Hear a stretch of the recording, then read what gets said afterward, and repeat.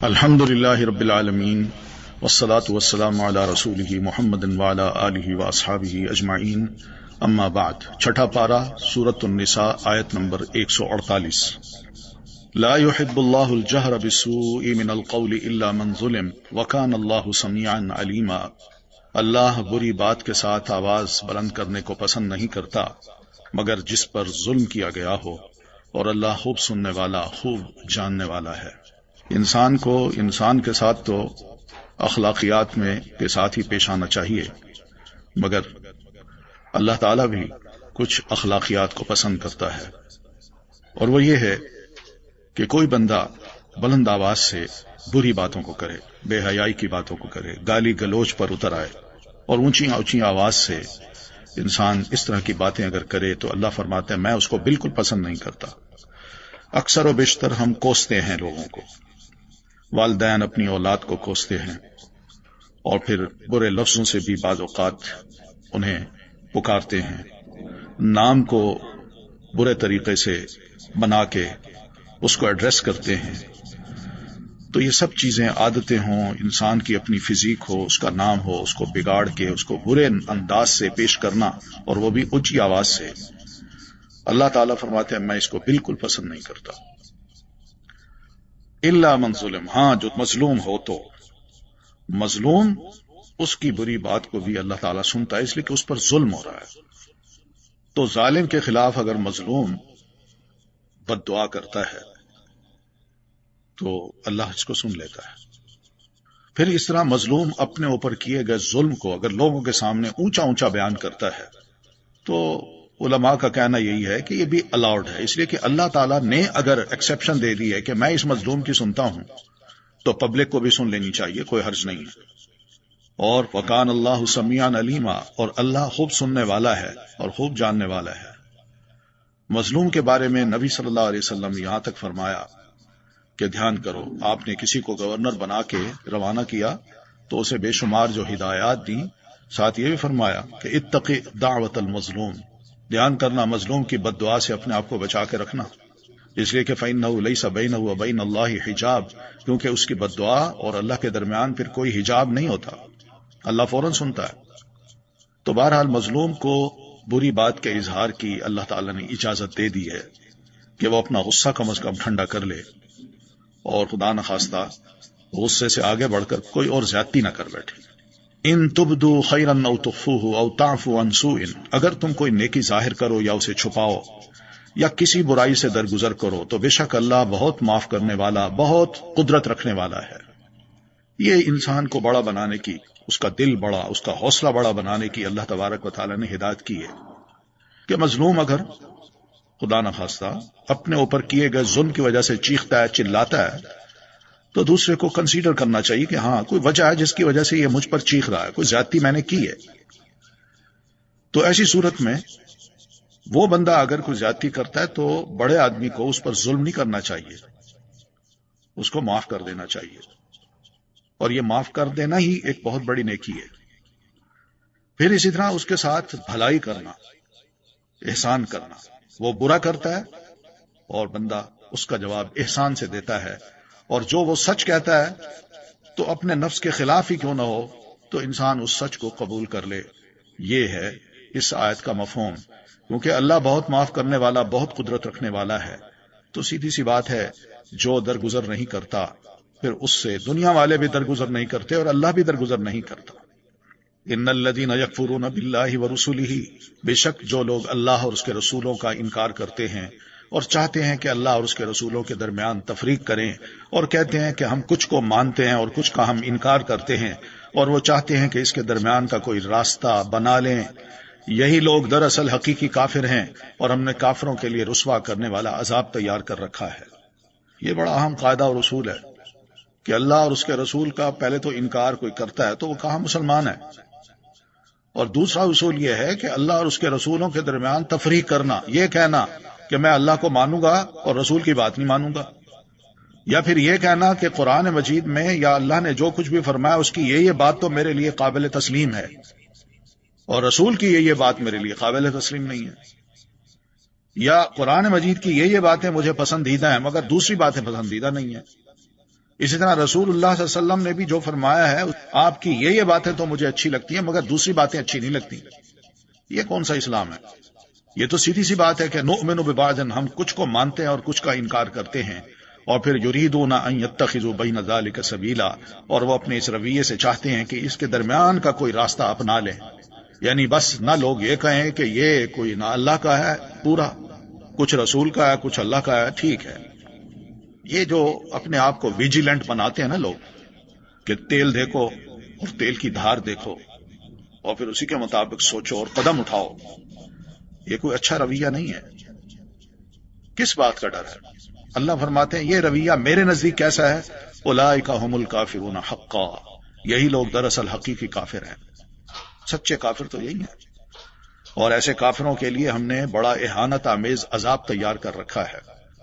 والذین آمنوا باللہ ورسلہ، مگر جو لوگ اللہ اور اس کے رسولوں پر ایمان لائے، ولم یفرقوا بین احد منہم، اور انہوں نے ان میں سے کسی ایک کے درمیان بھی تفریق نہیں کی. جو اللہ نے کہا سر آنکھوں پر، جو رسول اللہ نے کہا وہ سر آنکھوں پر، کوئی تفریق نہیں کی. سوچئے آج کوئی یہ دعویٰ کرے کہ میں قرآن تو مانتا ہوں مگر رسول اللہ صلی اللہ علیہ وسلم کے ارشادات کو نہیں مانتا، یہ تفریق نہیں ہے؟ یہ کون سا اسلام ہے؟ تو اصل اسلام یہی ہے کہ اللہ اور اس کے رسول کو مانا جائے اور ان دونوں میں کوئی تفریق نہ کی جائے. اولئک سوف یؤتیہم اجورہم، یہی وہ لوگ ہیں جنہیں وہ ان کے اجر ضرور عطا کرے گا، اور اللہ بہت بخشنے والا نہایت رحم کرنے والا ہے. یسألک اہل الکتاب، اہل کتاب اللہ کے رسول آپ سے مطالبہ کرتے ہیں کہ آپ ان پر آسمان سے ایک کتاب اتار لائیں. یعنی جس طرح موسیٰ علیہ الصلوۃ والتسلیم کو لکھی لکھائی کتاب ملی تھی، اسی طرح آپ پر بھی لکھی لکھائی کتاب نازل ہو. یہ کیا ہے؟ چند آیات اترتی ہیں اور آپ کہتے ہیں اب یہ اللہ تعالیٰ نے مجھ پر اتاری ہیں. 2 دنوں کے بعد کہتے ہیں اب یہ اتاری ہیں. اکٹھی کتاب کیوں نہیں آ جاتی؟ تو اس کا جواب اللہ تعالیٰ نے یہ دیا، فقد سألوا موسیٰ اکبر من ذلک، در حقیقت انہوں نے موسیٰ علیہ السلام سے اس سے بھی بڑی چیز کا مطالبہ کیا تھا. وہ کیا تھا؟ انہوں نے کہا تھا ہمیں اللہ کو سامنے دکھاؤ. تم کہتے ہو اللہ مجھ سے بات کرتا ہے اور اللہ یہ فرماتا ہے ہم تمہیں نہیں، یہ بات نہیں مانتے. لن نؤمن لک حتی نر اللہ جہرۃ، ہم بالکل آپ کی بات نہیں مانیں گے جب تک کہ ہم اللہ کو اپنے سامنے نہ دیکھ لیں. تو ان کے ظلم کی وجہ سے بجلی کی کڑک نے انہیں پکڑ لیا. پھر اس کے باوجود کہ ان کے پاس واضح نشانیاں آ چکی، انہوں نے بچڑے کو معبود بنا لیا. پھر بھی ہم نے ان سے درگزر کیا اور ہم نے موسیٰ علیہ الصلوۃ والتسلیم کو واضح غلبہ عطا کیا تھا. دیکھیے یہاں بھی تفریق کر رہے تھے کہ ہم آپ کو نہیں مانتے جب تک اللہ ہمارے سامنے آ کے ہمیں کچھ بتا نہ دے. یعنی کیا ایمان ہے پھر رسول پر؟ وَرَفَعْنَا فَوْقَهُمُ الطُّورَ، اور ہم نے ان سے پختہ عہد لینے کے لیے کوہ طور کو ان پر اٹھایا اور ان سے کہا کہ دروازے میں عاجزی سے جھکتے ہوئے داخل ہو جاؤ، اور ہم نے ان سے کہا کہ تم ہفتے کے دن میں زیادتی نہ کرو، اور ہم نے ان سے پختہ عہد لیا. یہ سارے گزشتہ پہلے پارے میں جو کچھ ہم پڑھ چکے ہیں، اللہ تعالیٰ پھر ان کے اس سوال کے جواب میں ان کو فرما رہے ہیں. یعنی کوئی ایک بات ہے، انہوں نے رسولوں سے جو جو مطالبے کیے ہم پورے کرتے گئے، مگر انہوں نے کیا ہماری کوئی بات پوری کی؟ فَبِمَا نَقْضِهِمْ مِيثَاقَهُمْ، تو ان کے عہد کے توڑنے اور اللہ کی آیات کے ساتھ کفر کرنے اور انبیاء کو ناحق قتل کرنے اور ان کے کہنے کے سبب کہ ہمارے دل غلافوں میں ہیں، ہم نے ان پر لعنت کی. بلکہ اللہ نے ان کے کفر کی وجہ سے ان کے دلوں پر مہر لگا دی، تو وہ بہت کم ہی ہیں جو ایمان لاتے ہیں. وَبِكُفْرِهِمْ وَقَوْلِهِمْ، اور ان کے کفر کرنے اور مریم علیہ الصلوۃ والتسلیم پر بہت بڑا بہتان لگانے کی وجہ سے، وَقَوْلِهِمْ، اور ان کے یہ کہنے کی وجہ سے کہ اِنَّا قَتَلْنَا الْمَسِيحَ عِيسَى ابْنَ مریم، کہ بے شک ہم نے ہی اللہ کے رسول مسیح عیسیٰ ابن مریم کو قتل کیا، حالانکہ انہوں نے اسے قتل نہیں کیا اور نہ اسے سولی پر چڑھایا، بلکہ یہ معاملہ ان پر مشتبہ بنا دیا گیا تھا. یعنی دیکھیں عیسیٰ علیہ الصلوۃ والتسلیم کو اللہ تعالیٰ نے کتنے زبردست ٹائٹل دیے کہ وہ ایک تو ابن مریم ہے، بغیر باپ کے پیدا ہوئے ہیں، پھر دوسرا اللہ کے رسول ہیں، اللہ نے ان کو رسول منتخب کیا، چنا ان کو اس بڑے عظیم کام کے لیے، اور تیسرا یہ کہ وہ مسیح ہیں، ہاتھوں سے ٹچ کریں گے، اور وقت کے جتنے بھی چیلنجز تھے جو اپنے آپ کو خدائی کے منصب پر بٹھائے ہوئے تھے کہ ہم ایسے ڈاکٹر ہیں، ایسے طبیب ہیں کہ کوئی بیماری ہمارے پاس لائی جائے ہم ٹھیک کر دیتے ہیں اور منہ مانگی قیمت لیتے ہیں. جناب عیسیٰ علیہ الصلوۃ والتسلیم کو اللہ تعالیٰ نے ایک معجزہ ایسا عطا کیا کہ جس بیمار کے جسم پر ہاتھ رکھتے ملتے وہ ٹھیک ہو جاتا، اس کی جسمانی اور سکن کی تمام بیماریاں دور ہو جاتی، اندھا ٹھیک ہو جاتا، اس کی بینائی لوٹ آتی۔ یہ ہے حضرت عیسیٰ ابن مریم، اللہ کے رسول اور مسیح، یہ ہے مسیح علیہ السلام۔ ان کے بارے میں اللہ فرماتے ہیں یہودیوں نے تو یہ کہا کہ ہم نے ان کو قتل کر دیا، اور عیسائیوں نے یہ کہا کہ ہم نے ان کو سولی پہ چڑھا دیا۔ یہ دو باتیں، اور اس بات کو اللہ تعالیٰ نے قرآن مجید میں ریفیوٹ کیا ہے، تردید کی ہے کہ وَمَا قَتَلُوهُ وَمَا صَلَبُوهُ، کہ حالانکہ انہوں نے حضرت عیسیٰ علیہ السلام کو قتل نہیں کیا تھا اور نہ ہی صلبوہ، انہوں نے ان کو سولی پہ چڑھایا تھا۔ دعوے ان کے ابھی تک قائم ہیں، مگر ایک تیسرا دعویٰ ہمارے ہاں بھی ہوا ہے، اور وہ پنجاب کے شہر قادیان میں ہوا ہے کہ جناب عیسیٰ علیہ الصلوۃ والتسلیم فوت ہو گئے۔ یہ کس نے کہا ہے؟ قرآن مجید میں تو ان کے فوت ہونے کا ذکر ہی نہیں ہے، ان کے تو قتل کی بات ہے جو یہودیوں نے دعویٰ کیا یا دوسروں نے کہا نہیں ان کو سولی پہ چڑھا دیا گیا تھا، وہ ہمارے گناہوں کی معافی کے لیے سولی پر چڑھ گئے، اس لیے ہم تو معاف شدہ قوم ہیں۔ اللہ تعالیٰ نے تو ان کے بنیادی نظریات کو ختم کرنے کے لیے سیدھی بات کی ہے کہ نہ حضرت عیسیٰ علیہ الصلوۃ والتسلیم کو قتل کر کے لوگوں نے کو رب کے ہاں بڑا مقام پایا ہے، اور نہ ہی سیدنا عیسیٰ علیہ الصلوۃ والتسلیم نے سولی پہ چڑھنا لوگوں کے لیے معافی کا سبب بنایا ہے یا ان کے گناہ معاف کرا دیے ہیں۔ اللہ تعالیٰ تو یہ چاہتے ہیں، مگر یہاں نرالی بات ہے کہ وہ فوت ہو گئے۔ یہ کس نے کہا ہے؟ نہ ہمارے رسول محترم صلی اللہ علیہ وسلم نے فرمایا، نہ قرآن مجید میں یہ بات کہی گئی، تو پھر یہ دعویٰ کس قسم کا ہے؟ کیسی یہ وحی ہے؟ یہ سب جھوٹ ہے اور جھوٹا دعویٰ ہے، صرف اپنی راہ ہموار کرنے کے لیے کہ میں اگر یہ دعویٰ کروں گا کہ عیسیٰ ابن مریم فوت ہو گئے ہیں تو پھر میرے لیے مسیح ہونا آسان بن جاتا ہے، اور لوگوں کو اس کا قائل کرنا کہ میں مسیح موعود ہوں وہ ذرا آسان بن جاتا ہے۔ یہ سب ایسی باتیں ہیں جو ہم اللہ کے فضل و کرم سے پہلے جان چکے ہیں۔ رسول محترم صلی اللہ علیہ وسلم نے فرمایا سَيَكُونُ فِي أُمَّتِي 30 دَجَّالُونَ كَذَّابُونَ، میری امت میں تسلسل کے ساتھ وقتاً فوقتاً 30 قسم کے لوگ ظاہر ہوں گے، اور یہ سب دجال ہوں گے، جھوٹے ہوں گے، کلہم یدعی، کہ سب کے سب یہ دعویٰ کریں گے کہ انہو نبی، کہ وہ نبی ہے۔ آپ فرماتے ہیں وَأَنَا خَاتَمُ النَّبِيِّينَ لَا نَبِيَّ بَعْدِي، میں ہوں نبیوں کو ختم کرنے والا، سیل لگانے والا، میرے بعد اب کوئی نبی نہیں ہے۔ اب اس سے بڑھ کر ہم کس کی بات مانیں؟ کیا رسول اللہ صلی اللہ علیہ وسلم کی بات چھوڑ دیں اور قرآن مجید کا یہ دعویٰ چھوڑ دیں اور ایک ایسے دعوے کو تسلیم کریں جس کی کوئی بنیاد نہیں؟ اللہ تعالیٰ فرماتے ہیں وَلَكِنْ شُبِّهَ لَهُمْ، یہ بلکہ یہ معاملہ ان پر مشتبہ بنا دیا گیا تھا، اور بے شک جنہوں نے اس میں اختلاف کیا ہے۔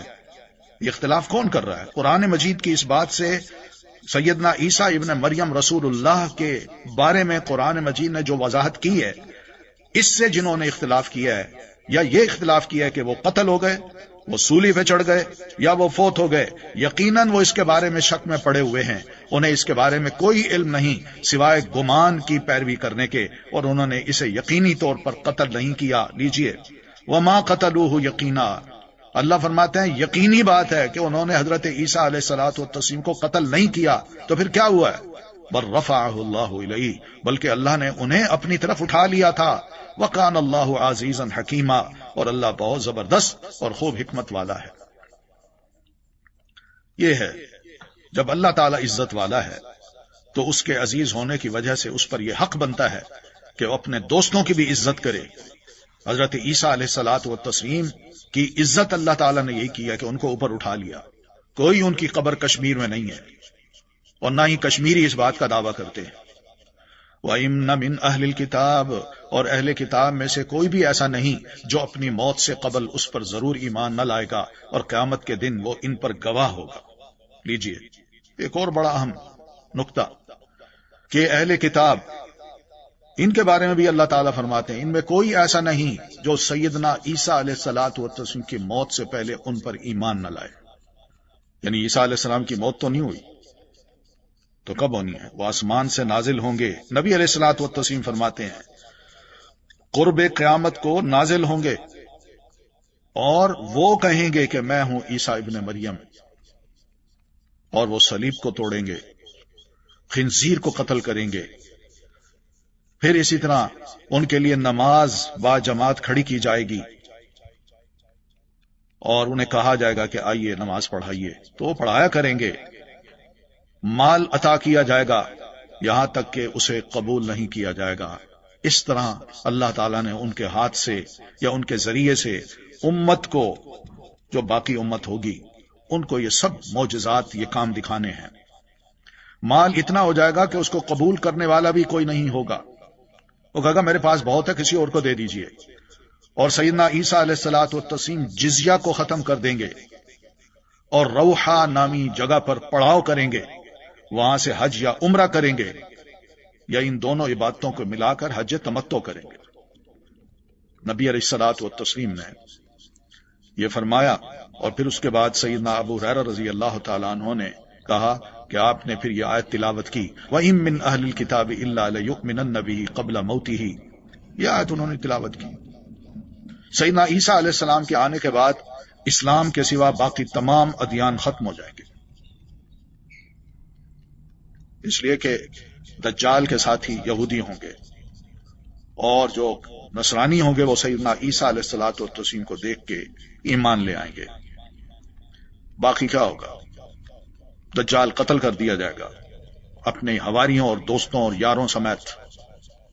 نبی صلی اللہ علیہ وسلم فرماتے ہیں میرے اور عیسیٰ علیہ الصلوۃ والتسلیم کے درمیان کوئی نبی نہیں ہے. لیس بینی و بینہ نبی، یہ سنن نبی داؤد کی حدیث ہے، اور یقیناً وہ اترنے والے ہیں. جب تم انہیں دیکھو گے تو پہچان جاؤ گے کہ وہ درمیانی قد کے ہیں، ان کا رنگ سرخ و سفید ہوگا، وہ ہلکے زرد رنگ کے لباس میں ہوں گے، ایسے محسوس ہوگا جیسے ان کے سر سے پانی ٹپک رہا ہو، حالانکہ نمی یعنی پانی انہیں لگا ہوا نہیں ہوگا. انتہائی صاف ستھرے اور چمکدار رنگ کے ہوں گے. وہ لوگوں سے اسلام کے لیے لڑائی کریں گے، صلیب توڑیں گے، خنزیر کو قتل کر دیں گے، جو ٹیکسز لگے ہوں گے، جزیے لگے ہوں گے، ان سب کو ختم کر دیں گے. اللہ تعالیٰ ان کے زمانے میں اسلام کے علاوہ دیگر سب دینوں کو ختم کر دے گا. عیسیٰ علیہ الصلوۃ والتسلیم کا یہ مقام اس امت میں نبی علیہ الصلوۃ والتسلیم نے بتایا ہے کہ وہ آئیں گے، یہی دین میں چھوڑ کے جو جا رہا ہوں اسی کو اپنائیں گے، اسی کی طرف دعوت دیں گے. مگر ان کا مقام دیکھیں کتنا بڑا اس امت میں. باقی سب دینوں کو ختم کر دیں گے. وہ مسیح دجال کو وَيُهْلِكُ الْمَسِيحَ الدَّجَّالَ، وہ مسیح دجال کو بھی ہلاک کر دیں گے. فَيَمْكُثُ فِي الْأَرْضِ 40 سَنَةً، اور عیسیٰ علیہ السلام زمین میں 40 سال رہیں گے.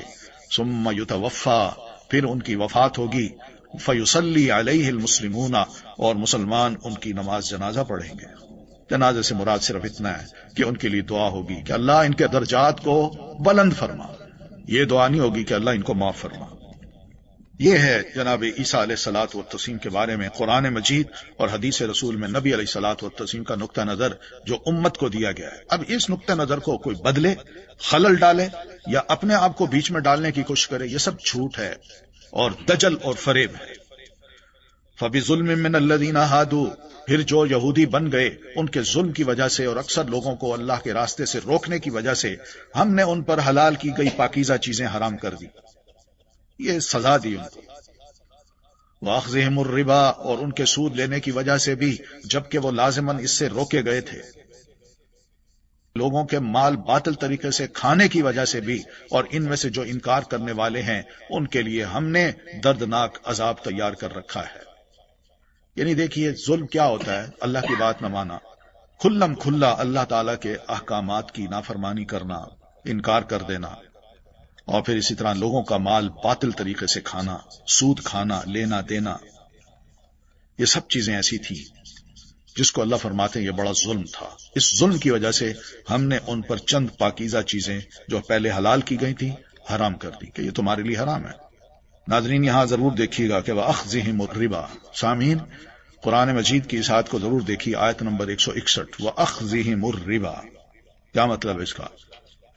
اور ان کا سود لینا، صرف دینا نہیں ہوتا، سود دینا لینا بھی ہوتا ہے. تو لینا اور دینا دونوں حرام ہے. لیکن الراسخون فی العلم منہم، لیکن ان میں سے جو لوگ علم میں راسخ ہیں اور جو مومن ہیں وہ اس پر ایمان لاتے ہیں جو آپ کی طرف نازل کیا گیا اللہ کے رسول اور جو آپ سے پہلے نازل کیا گیا تورات، انجیل اور صحیفے، اور جو نماز قائم کرنے والے ہیں اور زکوٰۃ ادا کرنے والے ہیں اور اللہ اور یوم آخرت پر ایمان رکھنے والے ہیں، یہی وہ لوگ ہیں جنہیں ہم ضرور اجر عظیم عطا کریں گے۔ یہ راسخ فی العلم جو لوگ ہوتے ہیں ان میں 4 خصوصیات پائی جاتی ہیں۔ ایک تو یہ ہے کہ خدا کا خوف پایا جاتا ہے، تقوی پایا جاتا ہے ان میں۔ پھر یہ ہے کہ جو مخلوق دوسرے لوگ ہوتے ہیں ان کے درمیان یہ لوگ بڑے عاجز اور منکسر لوگ ہوتے ہیں۔ تیسری خصوصیت ان کی یہ ہے کہ دنیا سے ان کی بے رغبتی ہوتی ہے، حریص نہیں ہوتے۔ اور چوتھی جو چیز ہے وہ یہ ہے کہ ان کو اپنے آپ سے مجاہدہ کرنا پڑتا ہے، بڑی کوشش کرتے ہیں کہ نہیں، خواہشات نفس کے پیچھے مت پڑو۔ علم ہوتا ہے، یہی علم کی وجہ سے یہ خصوصیات ان کے اندر آتی ہیں، اور یہ چیزیں جب ان میں آئیں تو الحمدللہ مسلمان ہو گئے۔ اور پھر اللہ تعالیٰ نے ایسے لوگوں کو قرآن مجید میں یہ کہا ہے کہ ان کو ہم اجر عظیم عطا فرمائیں گے۔ اس لیے نبی علیہ الصلوۃ والتسلیم فرماتے ہیں جو اہل کتاب میں سے مجھ پر ایمان لایا تو اللہ تعالیٰ اس کو ڈبل ثواب دے گا، ایک پچھلے رسول کو قبول کرنے کا اور کتابوں کو قبول کرنے کا، اور دوسرے مجھے ماننے کا، ڈبل ثواب۔ انا اوحینا الیک، بے شک ہم نے آپ کی طرف وحی کی جس طرح ہم نے نوح اور اس کے بعد دیگر انبیاء کرام پر وحی کی، اور ہم نے ابراہیم، اسماعیل، اسحاق، یعقوب اور اولاد یعقوب، عیسیٰ، ایوب، یونس، ہارون اور سلیمان کی طرف وحی کی، اور ہم نے داؤد کو زبور عطا کی۔ یعنی آپ پر وحی کے بارے میں اگر کوئی شک کرتا ہے تو یہ اللہ فرماتے ہیں میں پہلے بھی وحی کر چکا ہوں، اور بعض انبیاء تو ایسے ہیں جن پر صرف وحی نازل ہوتی تھی، کوئی کتاب میں نے ان کو نہیں دی تھی، اس وحی کو قوم نے اگر مانا تو وہ بھلی رہی، اللہ کی رحمتیں ان پر نازل ہوئیں، اور جنہوں نے اس وحی کو نہیں مانا اللہ تعالیٰ نے ان کو سزا بھی دی۔ تو اس لیے وحی کے لیے ضروری نہیں ہے کہ کوئی کتاب ہو، بلکہ وحی کتاب کی بھی ہوتی ہے، اور وحی ایک وحی خفی بھی ہوتی ہے جو اللہ تعالیٰ اپنے نبی پر نازل کرتا ہے، اور نبی اس کو دین بنا کے لوگوں کے سامنے پیش کرتا ہے اور خود بھی عمل کرتا ہے۔ تو بے شمار ایسے ثبوت ہیں کہ نبی صلی اللہ علیہ وسلم پر اللہ تعالیٰ نے بہت سی وحی نازل کی جو قرآن کے علاوہ ہے، اور وہ سب ما انزل الیک میں شامل ہے۔ ورسلاً، اور ان سے پہلے بھی ہم نے کئی رسولوں کا آپ پر ذکر کیا، اور کتنے ہی رسول ہیں جن کا ہم نے آپ پر ذکر ہی نہیں کیا، اور اللہ نے موسیٰ علیہ السلام سے کلام کیا جیسا کہ کلام کیا جاتا ہے۔ یعنی یہ جو ذکر چند رسولوں کا کیا ہے، ہم کئی اور مقامات پہ بھی کئی رسولوں کا ذکر آپ سے کر چکے ہیں، لیکن بہت سے ایسے رسول ہیں جن کا ہم نے ذکر ہی نہیں کیا، ان کی قوموں کا ذکر ہی نہیں کیا، جو عام اور ضروری تھے بس ان کا ذکر کر دیا تاکہ آپ کی امت کے لیے ان کا ذکر کافی ہو۔ اور اللہ نے موسیٰ علیہ السلام سے کلام کیا، یہ بھی وحی کی ایک شکل تھی جیسے کلام کیا جاتا ہے۔ رسولن، یہ رسول خوشخبری دینے والے اور ڈرانے والے تھے تاکہ رسولوں کے بعد لوگوں کے لیے اللہ پر کوئی حجت باقی نہ رہے کہ اللہ ہم گمراہ تھے، ہمیں تو کوئی راہ دکھانے والا نہیں آیا تھا، نہ تیری کوئی کتاب نازل ہوئی تھی، نہ کوئی رسول بن کے ہمارے پاس آیا، تو آج بد عملی کی وجہ سے ہم تیرے حضور آئے ہیں، تو کیا تو ہماری اس گمراہی کی وجہ سے ہمیں سزا دے گا؟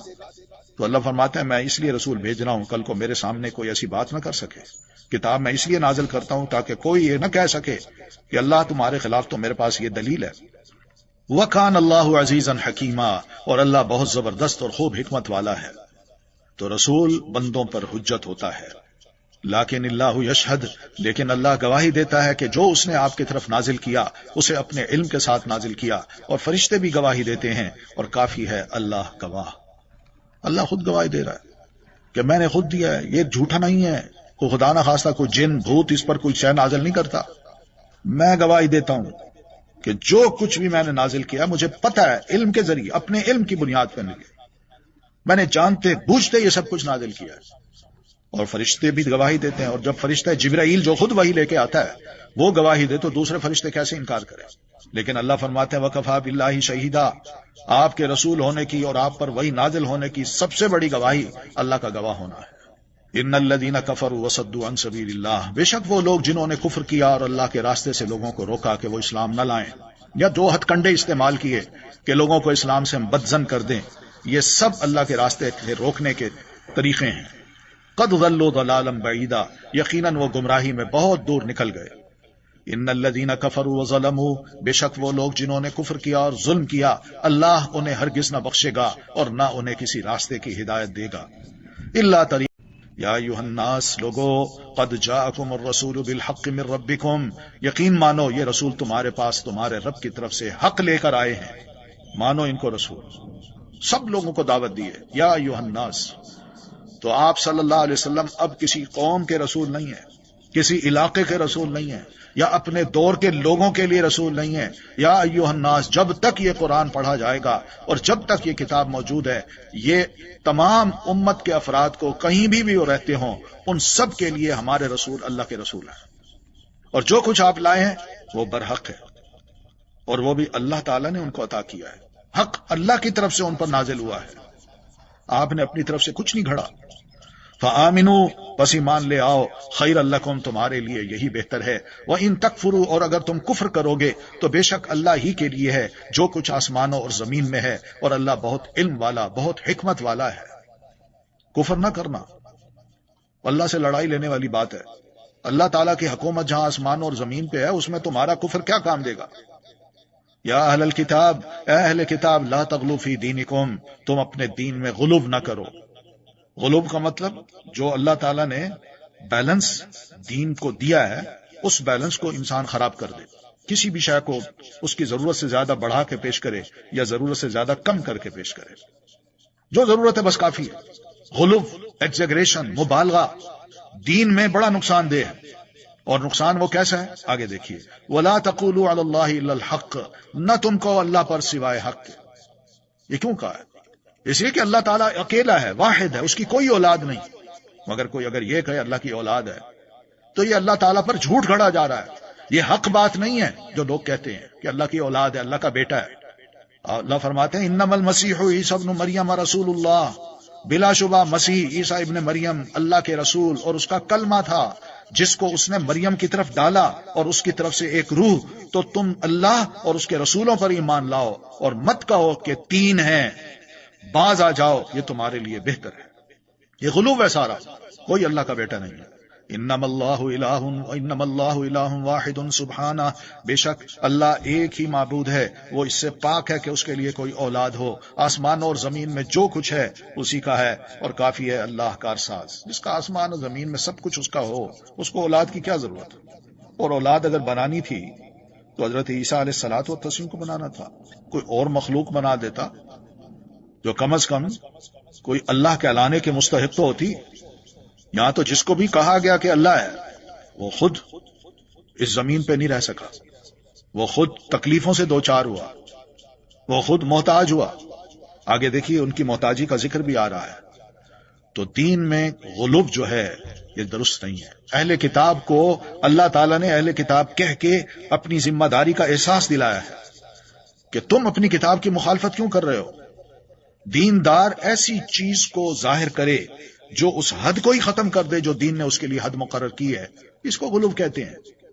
یہودیوں نے جو دین میں غلو کیا وہ یہ تھا کہ عیسیٰ علیہ السلام اور نبی علیہ الصلوۃ والتسلیم سے بغض میں حد سے آگے نکل گئے۔ عیسیٰ علیہ الصلوۃ والتسلیم کے بارے میں کہا نعوذ باللہ نعوذ باللہ، یہ حلال کا بیٹا نہیں ہے، اس کی ماں نعوذ باللہ نعوذ باللہ یہ برائی کرا چکی ہے۔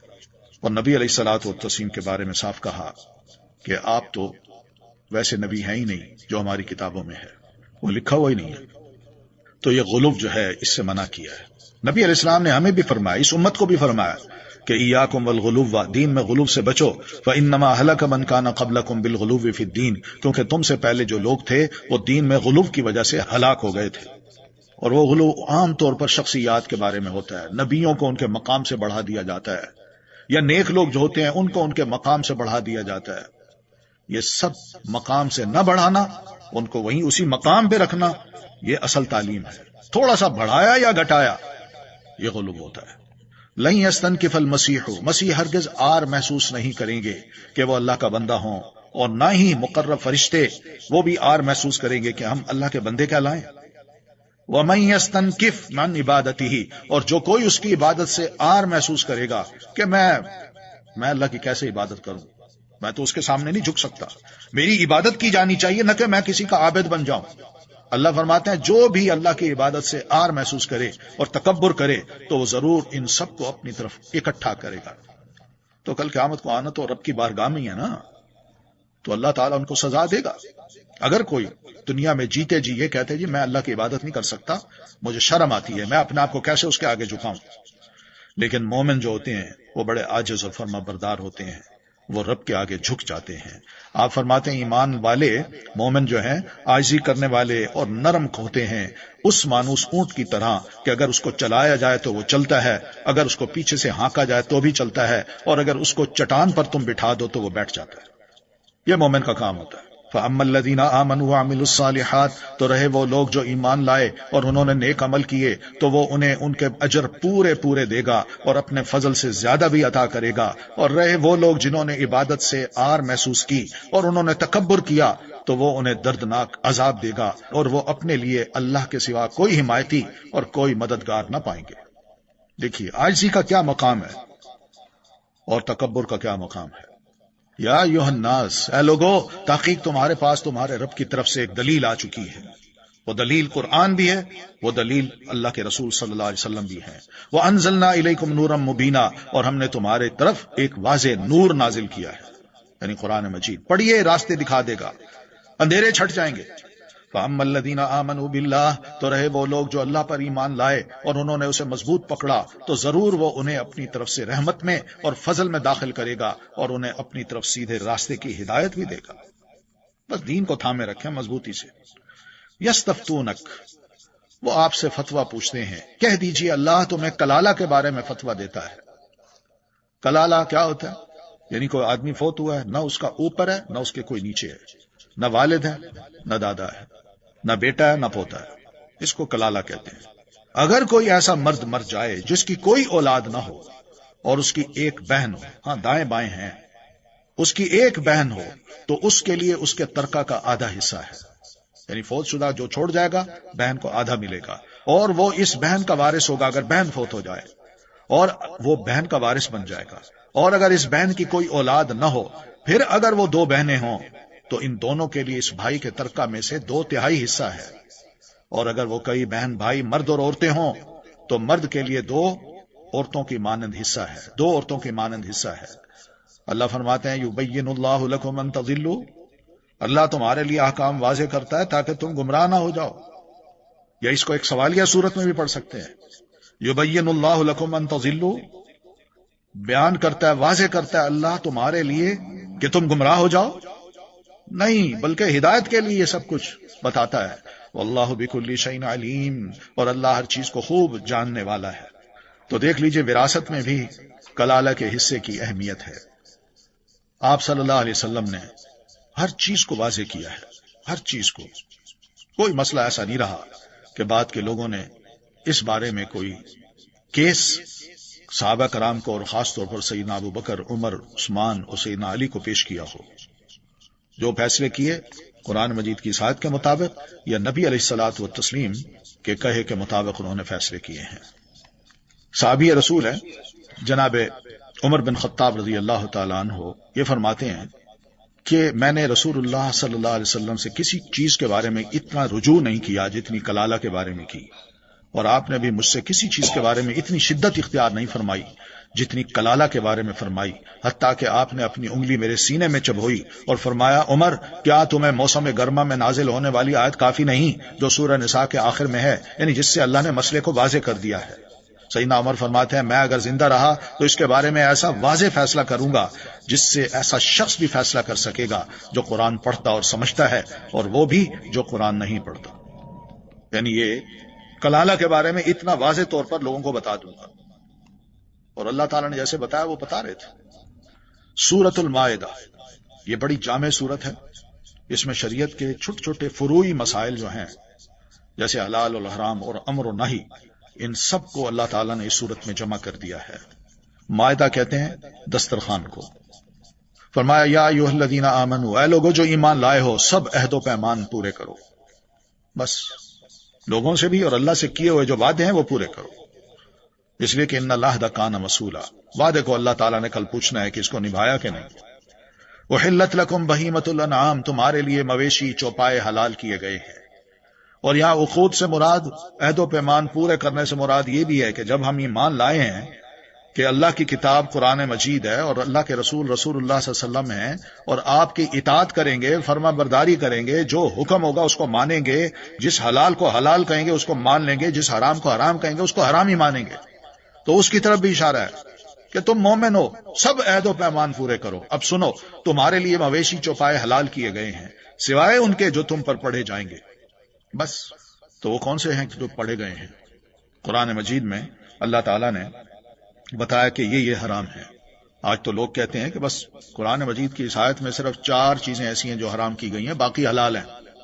سنیے، یہ بہیمت الانعام وہ بھی ہیں جو اللہ تعالیٰ نے حلال کیے ہیں، مگر ما یتلا علیکم، جس چیز کو حرام کیا گیا اللہ فرماتے ہیں وہ بھی تم پر پڑھے جائیں گے، اور وہ کون سے ہوں گے؟ یتلا علیکم، جو تم پر تلاوت کیے جائیں گے، اور وہ کیا ہے؟ قرآن مجید میں نہیں ہے مگر رسول اللہ صلی اللہ علیہ وسلم نے ان کو فرمایا ہے۔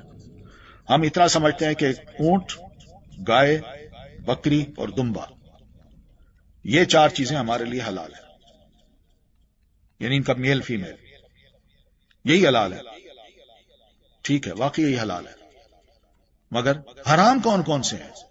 کیا ان کے علاوہ بھی کچھ حلال ہیں؟ بہت کچھ حلال ہے۔ یہ اللہ نے آ کے بتا دیا کہ وہ حرام ہوں گے جو تم پر پڑھے جائیں گے، تو وہ پڑھے جائیں گے۔ قرآن مجید نے بھی بتایا حرمت علیکم المیتہ، مردار تمہارے لیے حرام، یعنی جانور حلال تھا، رات کو مر گیا، صبح اٹھے تو مرا پڑا تھا، ذبح نہیں ہو سکا، وہ اب حرام ہے، اس کا خون حرام ہے، یعنی جانور کو ذبح کیا جائے، ذبح کرتے وقت جو خون بہتا ہے وہ بھی حرام ہے، اور خنزیر بھی حرام ہے، اور پھر وہ جانور بھی حرام ہے جو اللہ کے علاوہ کسی اور کے نام پہ ذبح کیا جائے، وہ بھی حرام ہے۔ اب کچھ جانور ایسے بھی ہیں جن کو اللہ کے رسول نے حرام کیا، یہ بھی یتلا علیکم میں ہے۔ آپ فرماتے ہیں سنو، الا لا یحل لکم الحمار الاہلی، لوگوں کان کھول کے سن لو، میں کہتا ہوں کہ اللہ تعالیٰ نے جس طرح وہی قرآن مجید کے ذریعے یہ چیزیں حرام قرار دی ہیں، میں بھی اس چیز کو حرام قرار دے رہا ہوں کہ جو پالتو گدھا ہے وہ تمہارے لیے حرام ہے۔ کتے کو بھی آپ نے حرام قرار دیا ہے مگر قرآن مجید میں نہیں ہے، اللہ کے رسول نے فرمایا۔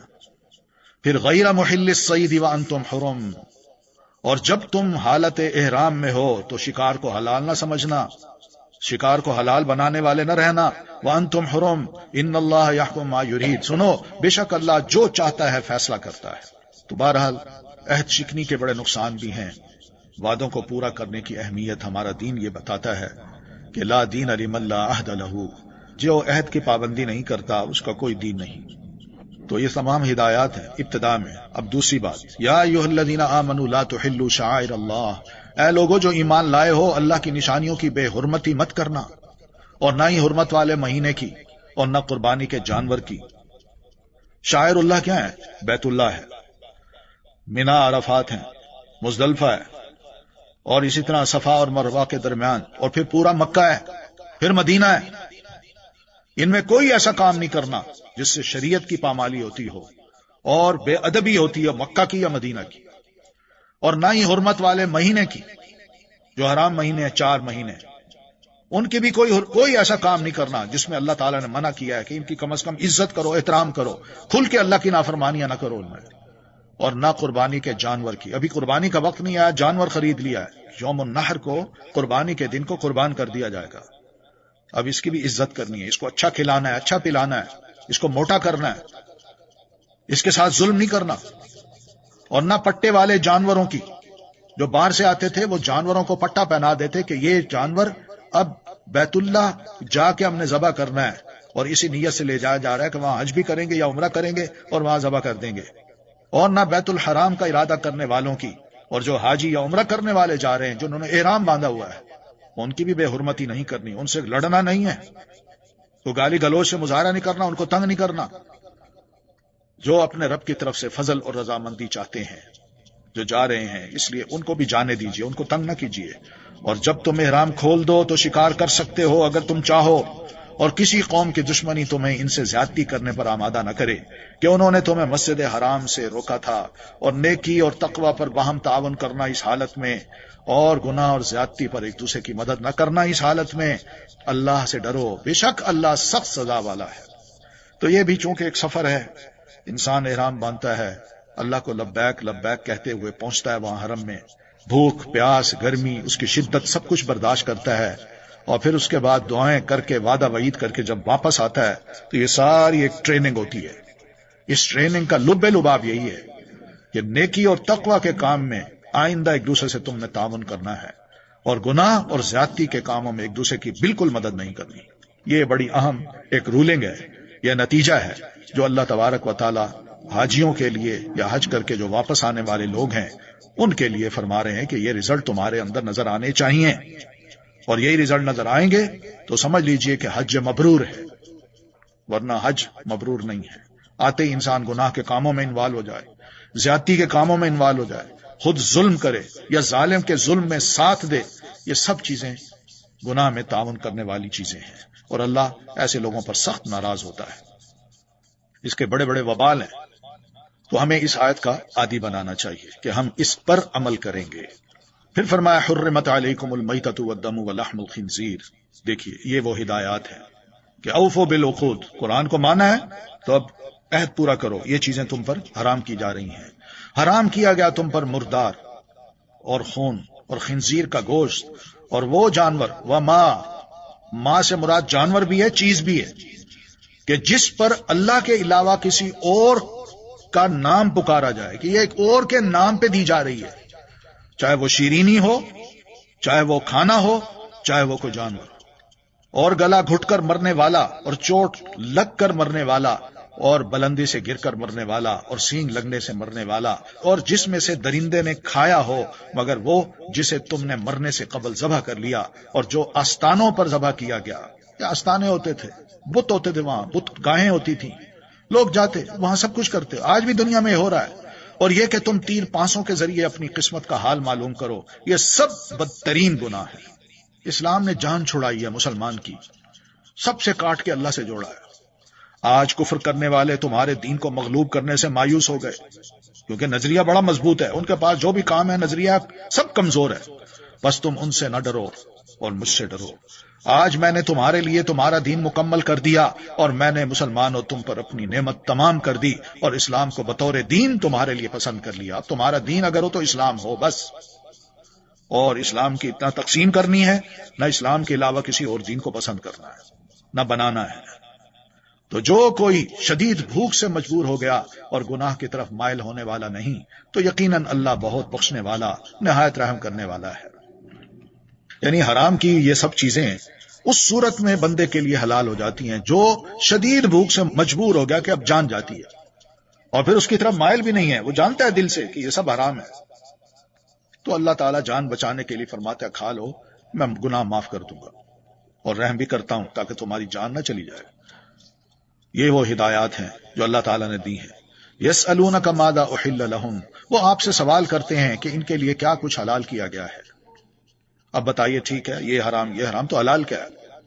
یہ اصول ہے کہ اللہ تعالیٰ نے حرام چیزیں چونکہ چند ہیں تو اس لیے ان کا تو ذکر کر دیا، اور ذکر کر کے رسول اللہ نے بھی کیا، اور پھر اس کے بعد جو باقی ہیں وہ خود بخود حلال بنتی ہیں۔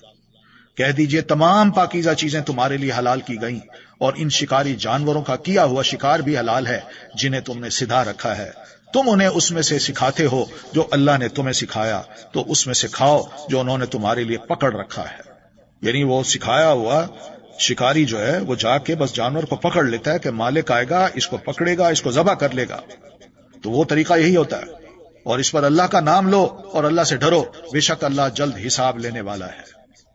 الیوم احل لکم الطیبات، آج کے دن تمہارے لیے تمام پاکیزہ چیزیں حلال کر دی گئیں، اور جو لوگ کتاب دیے گئے ان کا کھانا بھی تمہارے لیے حلال ہے، اور تمہارا کھانا ان کے لیے حلال ہے، اور پاک دامن مومن عورتیں اور پاک دامن عورتیں ان کی جو تم سے پہلے کتاب دیے گئے وہ بھی حلال ہیں، جب تم انہیں ان کے مہر دے دو، بشرطے کہ نکاح میں لانے والے ہو، نہ کہ بدکاری کرنے والے اور نہ چھپے دوست بنانے والے۔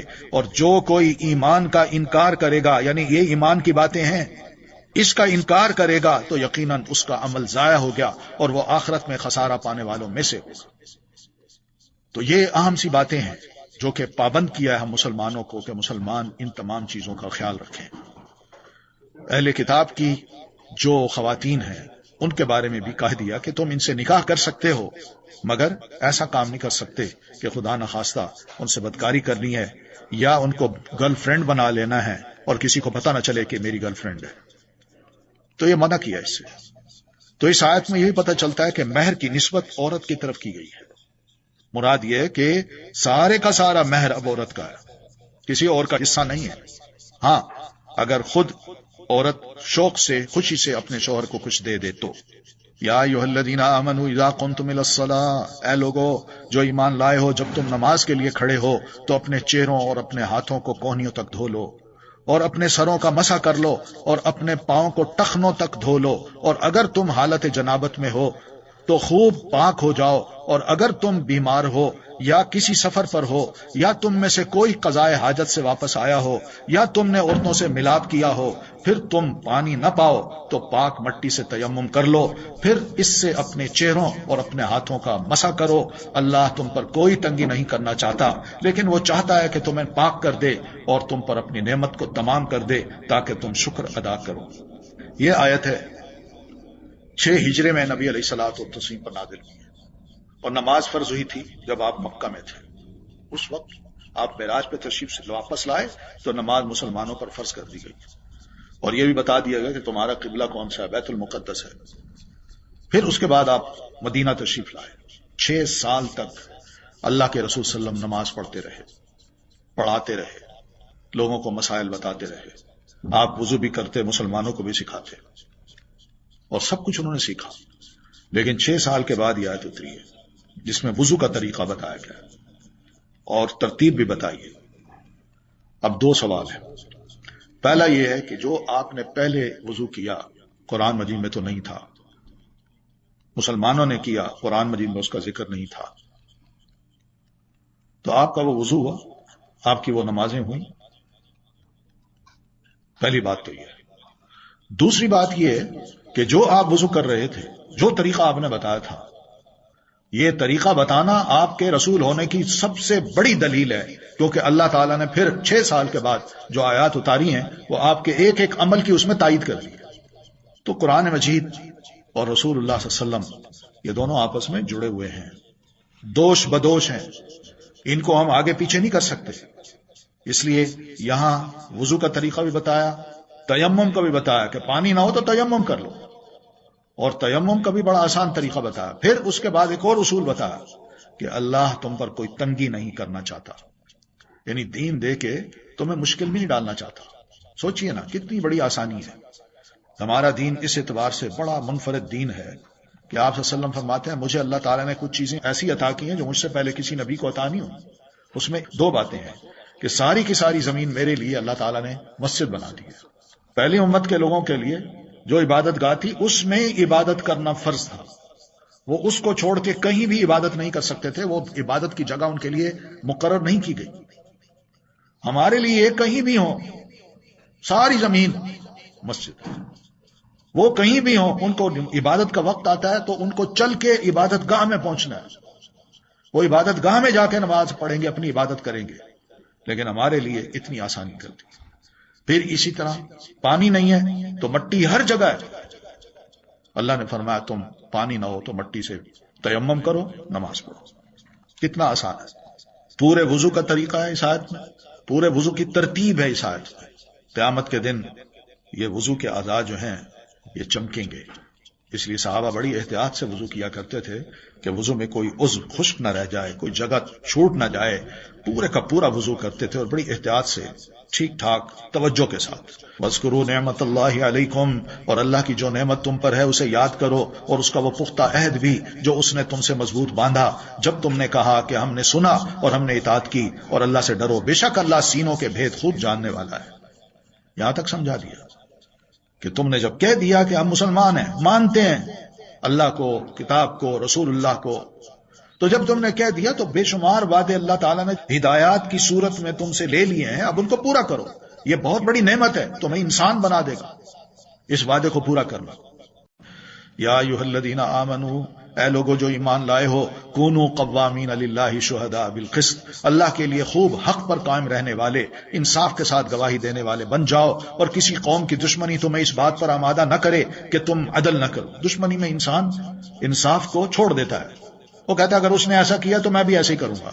عدل کرو، وہ تقوی سے زیادہ قریب ہے، اور اللہ سے ڈرو، بے شک اللہ خوب خبر رکھنے والا ہے اس کی جو تم عمل کرتے ہو، اللہ کو پتا ہے۔ وعد اللہ الذین آمنوا، وہ لوگ جو ایمان لائے اور جنہوں نے نیک عمل کیے، اللہ نے ان سے مغفرت اور اجر عظیم کا وعدہ کر رکھا ہے۔ والذین کفروا وکذبوا، اور وہ لوگ جنہوں نے کفر کیا اور ہماری آیات کو جھٹلایا، یہی لوگ جہنم کے ساتھی ہیں۔ کفر کا یہ نقصان ہے۔ یا ایھا الذین آمنوا، اے لوگو جو ایمان لائے ہو، اذکروا نعمت اللہ، اللہ کی اس نعمت کو یاد کرو جو اس نے تم پر کی تھی۔ اذ ہم قوم، جب ایک قوم نے ارادہ کیا کہ وہ تمہاری طرف اپنے ہاتھ بڑھائے تو اس نے ان کے ہاتھ تم سے روک لیے، اور اللہ سے ڈرو، اور ایمان والوں کو اللہ پر توکل کرنا چاہیے۔ یہ بے شمار ایسے مواقع آئے ہیں کہ مشرکین مکہ نے اور اسی طرح ارد گرد کے قبائل کے بہت سے لوگوں نے چھپ کے آپ پر اٹیک کرنا چاہا، مگر اللہ تعالیٰ اس وقت آپ صلی اللہ علیہ وسلم کو اطلاع دے کے مسلمانوں کو الرٹ کر دیتا تھا، اور وہ کچھ بگاڑ نہ سکے۔ ایک نہیں کئی واقعات ہیں۔ وہ واقعہ آپ کو یاد ہوگا جب آپ صلح حدیبیہ کے موقع پر موجود تھے تو خالد بن ولید 80 لوگوں کو لے کے، جنگجو گھوڑ سواروں کو لے کے، جو پہاڑی ہے اس کے پیچھے سے یوں آئے گھوم کے اور آ کے پیچھے سے اٹیک کرنا چاہتے تھے نبی علیہ الصلوۃ والتسلیم پر، تمام صحابہ کرام کو۔ اللہ نے اطلاع دے دی تو نبی علیہ الصلوۃ والتسلیم نے اپنے چند صحابہ کو فرمایا جاؤ، تو وہ گئے تو اچانک ہی وہ سارے 80 کے 80 مسلمانوں کے تیروں کے نشانے پہ آ گئے۔ انہوں نے کہا بات دو صورتیں ہیں، ہتھیار ڈال دو یا مرنے کو تیار ہو جاؤ۔ انہوں نے ہتھیار ڈال دیا۔ خالد بن ولید بھی تھے، ان کو گرفتار کر کے لائے۔ نبی علیہ السلام نے فرمایا ہم لڑنے کے لیے نہیں آئے، دیکھو احرام باندھا ہوا، جاؤ جاؤ واپس میں۔ سب کچھ ہونے کے باوجود، قدرت ہونے کے باوجود، نبی علیہ السلام اس طرح معاف بھی کر دیتے تھے۔ وَلَقَدْ أَخَذَ اللَّهُ مِيثَاقَ بَنِي إِسْرَائِيلَ، اور یقیناً اللہ نے بنو اسرائیل سے پختہ عہد لیا تھا، اور ہم نے ان میں 12 نگران مقرر کیے، اور اللہ نے کہا بے شک میں تمہارے ساتھ ہوں اگر تم نے نماز قائم کی اور زکوٰۃ ادا کی اور میرے رسولوں پر ایمان لائے اور ان کی مدد کی اور اللہ کو قرض حسنہ دیا، تو میں واقعی تم سے تمہاری برائیاں دور کر دوں گا، اور میں ضرور تمہیں ایسے باغوں میں داخل کروں گا جن کے نیچے نہریں بہتی ہیں۔ تو اس کے بعد تم میں سے جس نے کفر کیا تو یقیناً وہ سیدھے راستے سے بھٹک گیا۔ یہ بنو اسرائیل سے لیے ہوئے وہ عہد ہیں جن کا ذکر اللہ تعالیٰ ہمیں بتا رہے ہیں کہ میں نے ان سے لیے تھے، اسی طرح میں تم سے بھی لے رہا ہوں، مسلمانوں تم سے بھی لے رہا ہوں۔ فَبِمَا نَقْضِهِمْ مِيثَاقَهُمْ، تو ان کے اپنے پختہ عہد کو توڑنے کی وجہ سے ہم نے ان پر لعنت کی۔ اللہ سے کیا ہوا عہد، کتاب سے کیا ہوا عہد، رسول سے کیا ہوا عہد توڑ دیا، تو اللہ کی رحمت برستی ہے ایسے لوگوں پر۔ جو بھی اللہ سے کیا ہوا عہد کو بندہ توڑتا ہے، اللہ اس سے اپنی رحمت اٹھا لیتا ہے۔ وَجَعَلْنَا قُلُوبَهُمْ قَاسِيَةً، اور ہم نے ان کے دلوں کو سخت کر دیا، يُحَرِّفُونَ الْكَلِمَ عَن مَّوَاضِعِهِ، کو کتاب کے الفاظ کو ان کی اصل جگہوں سے تبدیل کر دیتے ہیں، اور جو نصیحت وہ کیے گئے تھے اس کا ایک بڑا حصہ وہ بھول گئے۔ کہتے ہیں یہ قابل عمل چیزیں نہیں ہیں آج، اور آپ ہمیشہ ان کی طرف سے کسی نہ کسی خیانت پر اطلاع پاتے رہتے ہیں، سوائے ان میں سے چند لوگوں کے، بس آپ انہیں معاف کر دیں اور درگزر کریں، بے شک اللہ احسان کرنے والوں سے محبت کرتا ہے۔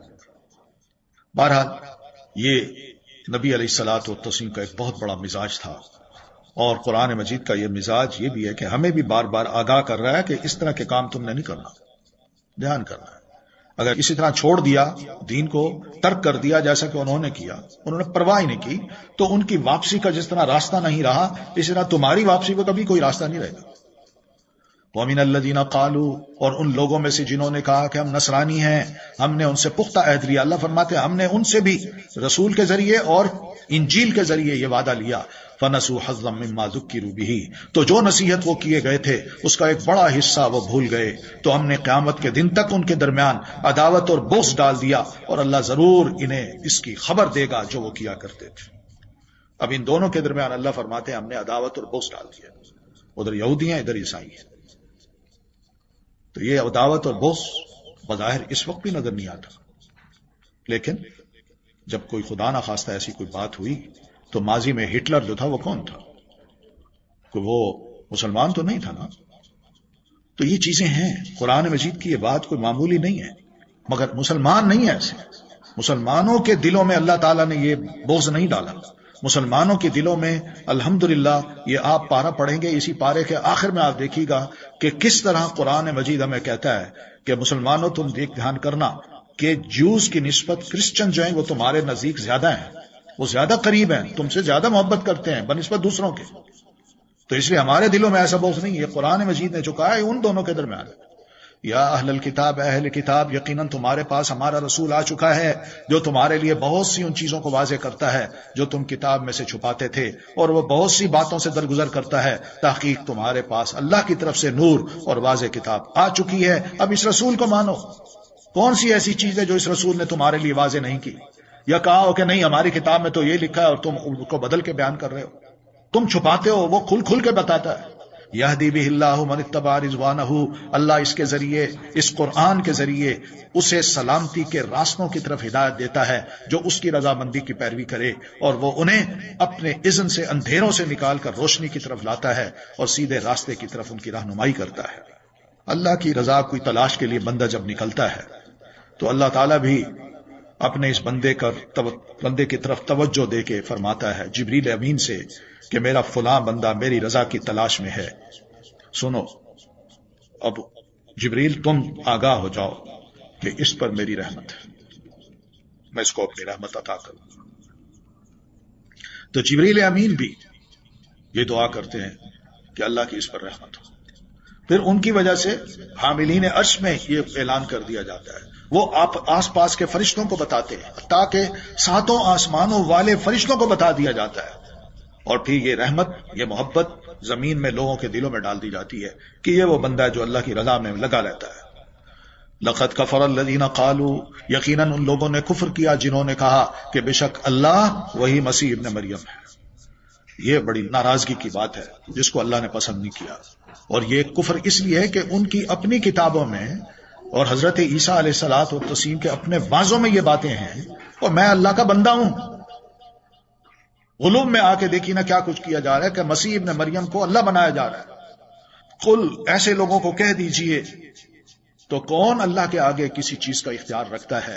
اگر اس نے ارادہ کر لیا کہ وہ مسیح ابن مریم کو اور اس کی ماں اور جو بھی زمین میں ہے سب کے سب کو ہلاک کر دے، اور اللہ ہی کے لیے ہے بادشاہت آسمانوں اور زمین کی، اور جو کچھ ان دونوں کے درمیان ہے وہ جو چاہتا ہے پیدا کرتا ہے، اور اللہ ہر چیز پر خوب قدرت رکھنے والا ہے. یعنی اللہ کون ہے، عیسیٰ علیہ السلام کون ہے، دونوں کے درمیان فرق ہونا چاہیے. وہ خالق ہے، یہ مخلوق ہے. وقالت الیہود والنصارى، اور یہود و نصارہ نے کہا ہم اللہ کے بیٹے اور اس کے محبوب ہیں.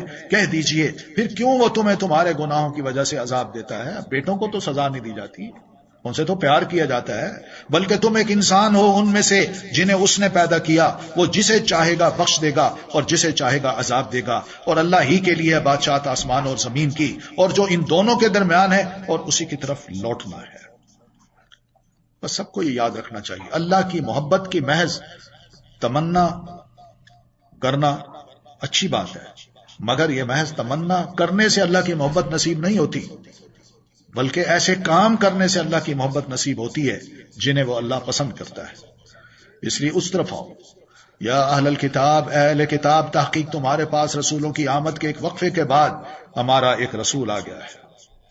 عیسیٰ علیہ الصلوۃ والتسلیم کے تقریباً 550 سال بعد، 571 سال بعد جناب محمد الرسول اللہ صلی اللہ علیہ وسلم تشریف لائے، جو تمہارے لیے حق واضح کرتا ہے.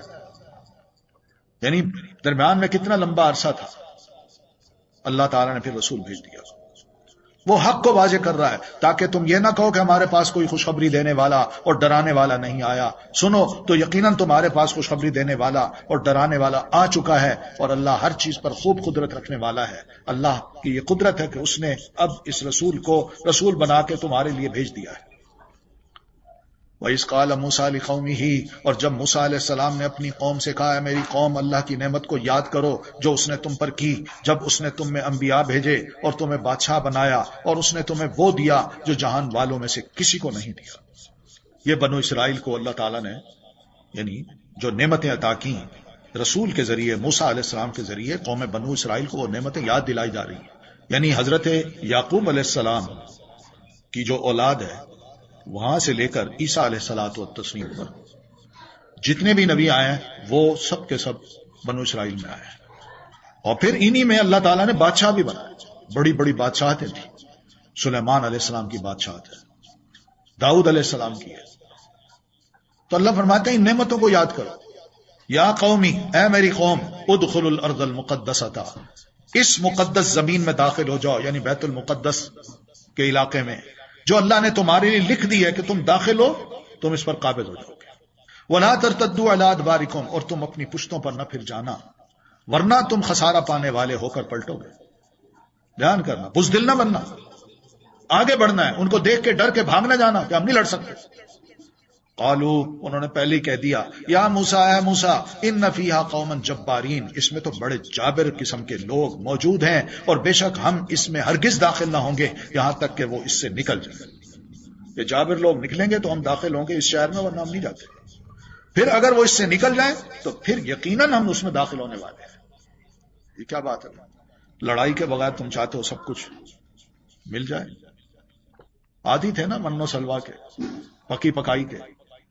قال رجلان من الذین یخافون، اور جو لوگ نافرمانی سے ڈرتے تھے ان میں سے دو آدمیوں نے جن پر اللہ نے انعام کیا تھا، کہنے لگے تم ان پر دروازے سے داخل ہو جاؤ، پھر جب تم اس میں داخل ہو جاؤ گے تو یقیناً تم ہی غالب آنے والے ہو، اور اگر تم مومن ہو تو اللہ پر ہی توکل کرو۔ ان مومنوں نے یہ بات کہی، اور بھئی یہ دروازہ ہے، گیٹ ہے، اس گیٹ میں ذرا دھکا دو، کھل جائے گا، داخل ہو گے فتح ہو جائے گا سارا علاقہ، غالب ہو جاؤ گے، اور باقی جو معاملہ ہے وہ اللہ پہ چھوڑ دو، اللہ کا رسول جب کہہ رہا ہے تو مان لو۔ قالو، انہوں نے کہا، اے موسیٰ، بے شک ہم ہرگز اس میں کبھی بھی داخل نہ ہوں گے جب تک وہ اس میں رہیں گے، یعنی وہ قوم جب تک وہاں موجود ہے ہم بالکل داخل نہیں ہوں گے۔ فَاذْهَبْ أَنْتَ وَرَبُّكَ فَقَاتِلَا، لہذا جاؤ تم اور تمہارا رب اور تم دونوں جنگ کرو ان سے، بے شک ہم تو یہاں بیٹھنے والے ہیں۔ اتنے سست تھے، اِنَّا هَاهُنَا قَاعِدُونَ، یعنی ہم تو یہیں بیٹھیں گے، ہم یہاں سے نہیں جا سکتے۔ تو سوچئے کیا عمل ہے اور کیا دعویٰ ہے کہ موسیٰ علیہ السلام ہمارے نبی ہیں، ہمارا ان پر ایمان ہے، مگر عمل کیا ہے؟ قال، موسیٰ علیہ السلام نے کہا، ربی، اے میرے رب، انی لا املک الا نفسی، میں اپنی جان اور اپنے بھائی کے سوا کسی چیز کا مالک نہیں ہوں۔ اب یہ ہے بد دعا۔ نبی جب تنگ آ کے بار بار واز نصیحت کر کے قوم کے لاڈ سہ کے سب کچھ برداشت کر کے جب انتہا ہو جاتی ہے تو پھر نبی ہاتھ اٹھا لیتا ہے، اور یہ ہے موسیٰ علیہ الصلوۃ والتسلیم کا ہاتھ اٹھانا۔ اے میرے رب، میں اپنی جان اور اپنے بھائی ہارون کے سوا کسی چیز کا مالک نہیں ہوں، بس تو ہمارے اور اس فاسق قوم کے درمیان جدائی ڈال دے، میں نہیں رہنا چاہتا ہی نہیں۔ قال، اللہ نے فرمایا ٹھیک ہے، آپ کی دعا ہم نے سن لی۔ فَإِنَّهَا مُحَرَّمَةٌ، بے شک وہ زمین، وہی علاقہ جو آسانی سے ملنے والا تھا، اب یہ زمین ان پر 40 سال تک حرام کر دی گئی ہے، وہ زمین میں بھٹکتے پھریں گے، بس تم فاسق قوم پر اب افسوس مت کرنا۔ گناہوں کی وجہ سے نعمتیں بھی زائل ہو جاتی ہیں۔ وَاتْلُ عَلَيْهِمْ نَبَأَ ابْنَيْ آدَمَ بِالْحَقِّ، اور آپ انہیں آدم کے دو بیٹوں کی خبر ٹھیک ٹھیک پڑھ سنائیں، جب ان دونوں نے قربانی کی تو ان میں سے ایک سے قبول کر لی گئی اور دوسرے سے قبول نہ کی گئی۔ کوئی واقعہ ہے جو مفسرین نے بیان کیا ہے کہ اما حوا کو جب اولاد ہوتی تھی تو ہر پیدائش میں ایک لڑکا اور ایک لڑکی پیدا ہوتی، تو پہلی جو برتھ ہوتی اور دوسری برتھ ہوتی تو ان کی آپس میں شادیاں کرا دی جاتی، ادھر کے بیٹے کی ادھر کی بیٹی کے ساتھ اور ادھر کے بیٹے کی اس بیٹی کے ساتھ۔ اب ادھر کے بیٹے کی جب اس بیٹی کے ساتھ شادی ہونی تھی تو یہ بھائی جو تھا وہ چاہتا تھا میں اس سے کروں، قانون نہیں تھا، آدم علیہ السلام نے منع کیا، بھائی یہ تو چیز ٹھیک نہیں ہے، قانون یہی ہے۔ انہوں نے کہا کچھ بھی ہو میں اس سے کروں گا اور اس کی شادی میں اس سے نہیں ہونے دوں گا۔ تو آدم علیہ الصلوۃ والتسلیم نے رب کے حضور دعا کی، اللہ نے فرمایا ان دونوں کو قربانی کر لو، قربانی اللہ کے حضور پیش کرو، جس کی قربانی کو آگ آ کے کھا گئی وہ اس لڑکی سے شادی کرے گا ورنہ نہیں ہوگی۔ تو دونوں بھائیوں نے قربانی پیش کی، اور جس کی جائز طریقے سے ہونی تھی شادی اس کی قربانی کو آگ آ کے کھا گئی، فیصلہ ہو گیا۔ اور جو یہ چاہتا تھا کہ میں اپنی سگی بہن سے، ایک ہی جنم کی جو بہن ہے اس سے شادی کروں، وہ لا توڑ رہا تھا، تو اس کی قربانی کو آگ نہ کھا سکی، اس کو سمجھ آ گئی، اب وہ حسد کرنے لگا اپنے بھائی سے۔ یہ اس کا واقعہ ہے۔ جب ان دونوں نے قربانی کی تو ان میں سے ایک سے قبول کر لی گئی اور دوسرے سے قبول نہ کی گئی، اس نے کہا میں ضرور تجھے قتل کر دوں گا، پہلے نے کہا اللہ تو صرف متقی لوگوں سے ہی قبول کرتا ہے. بھائی تمہارے دل میں کوئی خدا خوفی ہوتی یا اللہ کے احکام کو تسلیم کرنے والے تم انسان بنتے تو تمہاری قربانی اللہ قبول کر لیتا. اب اس میں میرا کیا قصور ہے؟ لئن بسطت الی یدک، اگر تو نے مجھے قتل کرنے کے لیے میری طرف اپنا ہاتھ بڑھایا تو سنو، تو میں تمہیں قتل کرنے کے لیے تمہاری طرف اپنا ہاتھ نہیں بڑھاؤں گا. اس لیے کہ اللہ نے منع کیا، تعلیمات یہ نہیں ہے. کیونکہ میں اللہ سے ڈرتا ہوں کہ اس کی نافرمانی کر بیٹھوں اور کل کو اللہ کے حضور کھڑا ہوں تو اللہ کہے تم نے اس کو کیوں قتل کیا؟ جو رب ہے تمام جہانوں کا، انی اریدو، بے شک میں چاہتا ہوں کہ تو میرے اور اپنے گناہ کے ساتھ پلٹے، اپنا گناہ بھی، اللہ کی نافرمانی اور میرے قتل کا گناہ بھی وہ لے کے رب کے پاس آئے، اور پھر تو آگ کے ساتھیوں میں شامل ہو جائے، اور ظالموں کا یہی بدلہ ہے. یہ نصیحت بھائی نے بھی کی، مگر تو اس کے لیے اس کے نفس نے اپنے بھائی کو قتل کرنا آسان بنا دیا. انہوں نے کہا کر دو یار، یہ شادی کر لے گا، یہ ٹھیک نہیں ہوگا. سو اس نے اسے قتل کر دیا. پھر وہ خسارہ پانے والوں میں شامل ہو گیا. وہ خسارہ کیا تھا؟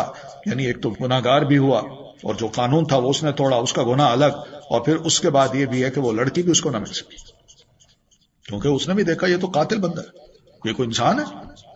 فبعث اللہ غرابا، بعد ازاں اللہ نے ایک کوا بھیجا جو زمین کھودنے لگا تاکہ وہ اسے دکھائے کہ وہ اپنے بھائی کی لاش کیسے چھپائے. کہنے لگا ہائے افسوس مجھ پر، کیا میں اس سے بھی عاجز ہو گیا کہ میں اس کوے جیسا ہو جاؤں کہ اپنے بھائی کی لاش چھپا سکوں. تو وہ نادم ہونے والوں میں سے ہو گیا.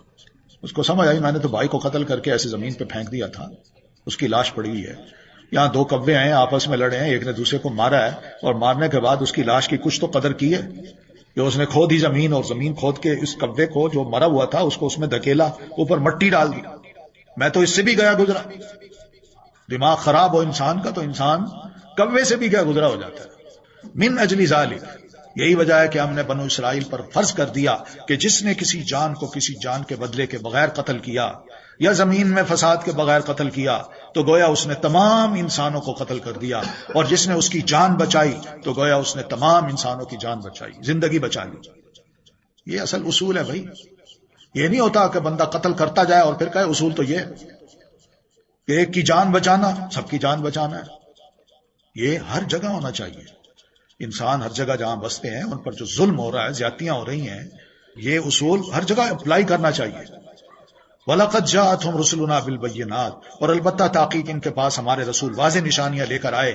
پھر بھی اس کے بعد بہت سے لوگ زمین میں البتہ زیادتی کرنے والے ہیں، مانتے نہیں ہیں، زیادتی کر ڈالتے ہیں. انما جزاء الذین یحاربون اللہ ورسولہ، بے شک وہ لوگ جو اللہ اور اس کے رسول سے جنگ کرتے ہیں اور زمین میں فساد کے لیے دوڑ دھوپ کرتے ہیں، ان کا بدلہ یہی ہے کہ وہ قتل کر دیے جائیں یا سولی چڑھا دیے جائیں یا ان کے ہاتھ اور پاؤں مخالف سم سے کاٹ دیے جائیں یا اس سرزمین سے نکال دیے جائیں، یا ان کے لیے دنیا میں رسوائی ہے اور آخرت میں ان کے لیے بہت بڑا عذاب ہے. یعنی جو نبی علیہ السلام کے پاس کچھ لوگ آئے، مسلمان ہوئے، باہر کے لوگ تھے، پیٹ خراب ہو گیا، اللہ کے رسول نے فرمایا پہاڑیوں پہ چلے جاؤ، ہماری اونٹنیاں وہاں چل رہی ہیں، ان کا دودھ اور پیشاب پیو، اللہ نے چاہا تو تم ٹھیک ہو جاؤ گے. تو وہاں گئے، وہاں ایک ہی چرواہ تھا نبی علیہ السلام کا مقرر کردہ، وہ وادی میں پھیلے ہوئے اونٹوں کو چرا بھی رہا ہے. تو وہ آئے، دودھ شودھ پیا، چند دنوں میں ٹھیک ہو گئے. ٹھیک ہونے کے بعد انہوں نے کہا بھائی یہ سارا کچھ ہے، وہ رسول اللہ علیہ وسلم تو بہت دور ہے، سمیٹو اور نکل بھاگو، اس کو مار دو. دل میں خیال آیا تو اپنے مسلمان بھائی کو انہوں نے قتل کر دیا. اور قتل بھی ایسے کیا، پہلے اس کا یہ بازو کاٹا، پھر یہ ٹانگ کاٹی مخالف سم سے، پھر یہ، اور باقی جو دھڑ تھا اس کو پتھریلی زمین پہ جو جل رہی تھی، تپ رہی تھی، اس کے ڈال پہ پھر آگ جلا کے اس میں سلاخیں گرم کر کے اس کی آنکھوں میں گھمائی اور اس کو اس طرح مار دیا. وہاں ایک نوجوان تھا، اس نے بھاگ کے نبی علیہ السلام کو اطلاع دی. آپ نے بندے دوڑائے کہ جاؤ ان کو پکڑو. تو وہ سارے اونٹ ہانک کے اب لے جا رہے تھے. تو نبی علیہ السلام نے بندے دوڑائے، وہ ان کو پکڑ کے پھر واپس لے آئے. اتنے میں نبی علیہ السلام بھی اس جگہ پہ پہنچ گئے اور آپ صلی اللہ علیہ وسلم نے فرمایا کہ ان کے ساتھ اب یہی سلوک کرو جس طرح انہوں نے کیا. ایسے ہی ان کو مارا تھا. ان کی بھی آنکھوں میں سلاخیں ڈالی گئی لوہے. جب تڑپ رہے تھے تو اللہ کے رسول صلی اللہ علیہ وسلم نے بس اس کے بعد فرمایا نہ، آج کے بعد ہمارے ساتھ کوئی کچھ بھی کرے میں اتنا کہوں گا کہ ان کو بس قتل کر دیا جائے، اس طرح اذیت ہوگی. تو اس پہ یہ آیت ہوتی کہ جو مسلمان اللہ اور اس کے رسول کے ساتھ جنگ کرتے ہیں اور زمین میں فساد کے لیے دوڑ دھوپ کرتے ہیں، ان کی سزا یہی ہے، تائید کی کہ جو کیا آپ نے اللہ کے رسول سے ہی کیا.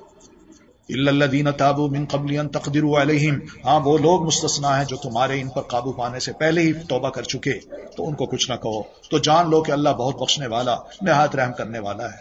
اگر اللہ بخش دیتا ہے تو تم بھی بخشو۔ یا ایھا الذین آمنوا اتقوا اللہ، اے لوگو جو ایمان لائے ہو اللہ سے ڈرو اور اس کی طرف قرب کا وسیلہ تلاش کرو۔ قرب کا وسیلہ کیا ہے؟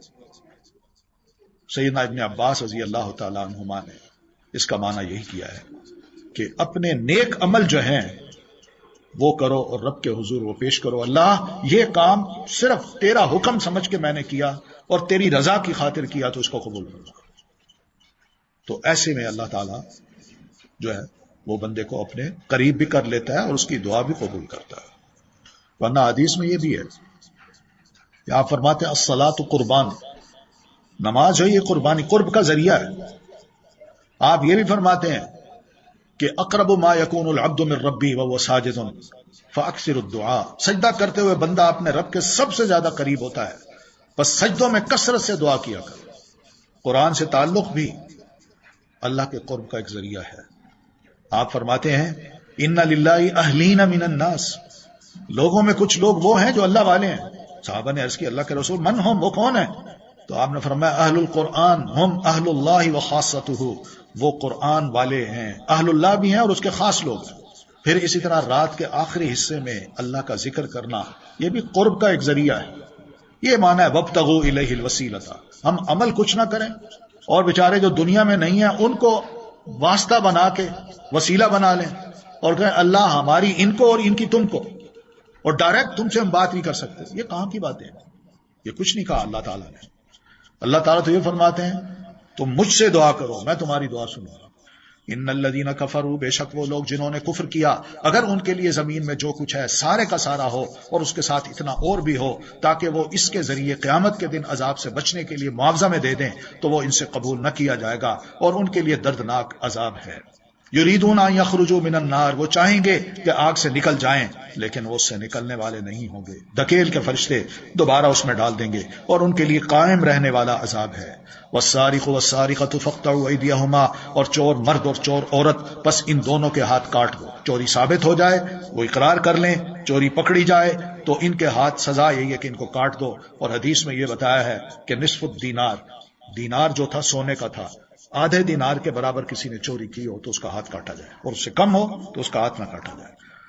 جزاء بما کسبا، یہ بدلہ ہے اس کا جو ان دونوں نے کمایا، اللہ کی طرف سے عبرتناک سزا ہے اور اللہ بہت زبردست خوب حکمت والا ہے۔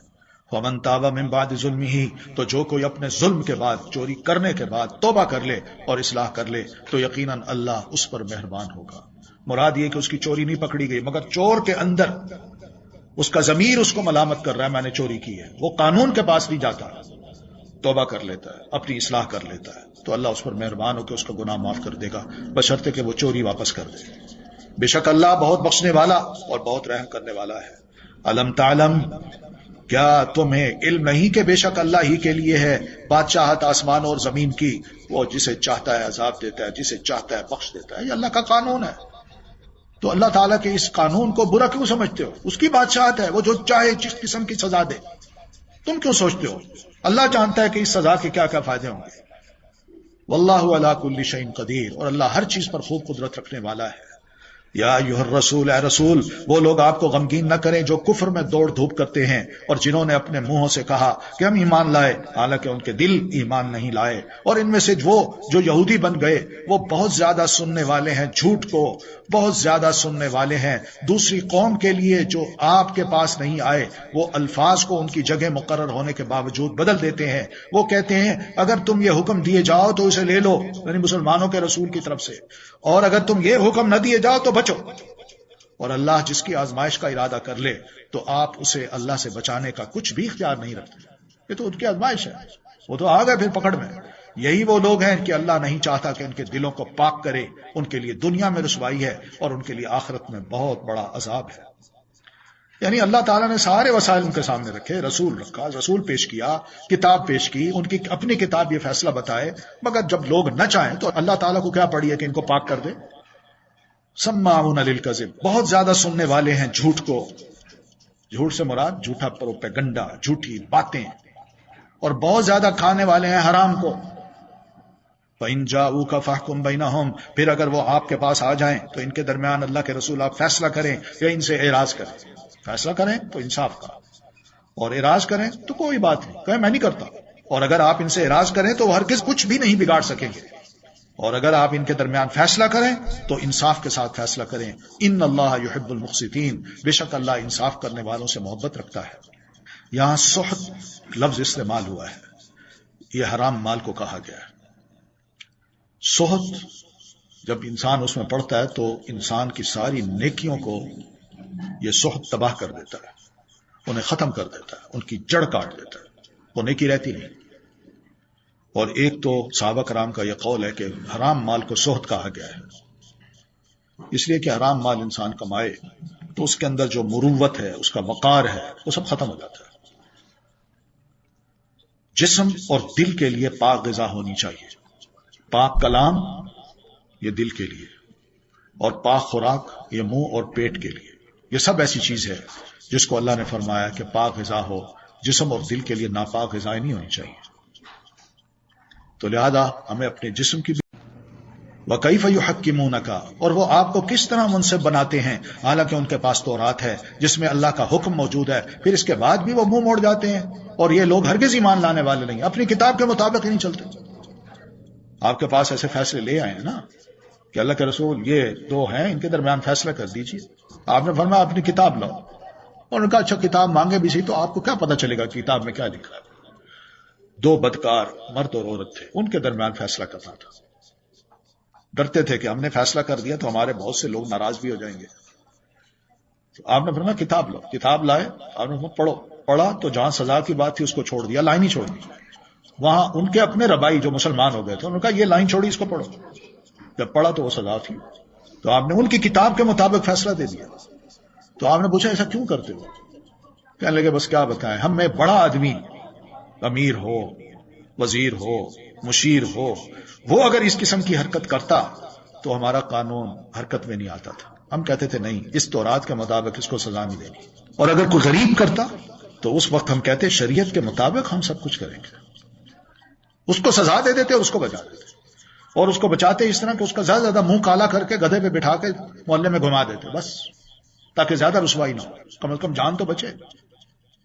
تو یہ دیکھ لیجیے، یہ سزا ان کی کتاب میں موجود تھی. اور اگر اللہ کے رسول نے بتائی ہے تو آج ہم کون ہیں ان کا دفاع کرنے والے کہ جی رجم کی سزا نہیں ہونی چاہیے. رجم کی سزا ان کے ہاں تھی، وہی سزا اللہ کے رسول نے بتائی ہے.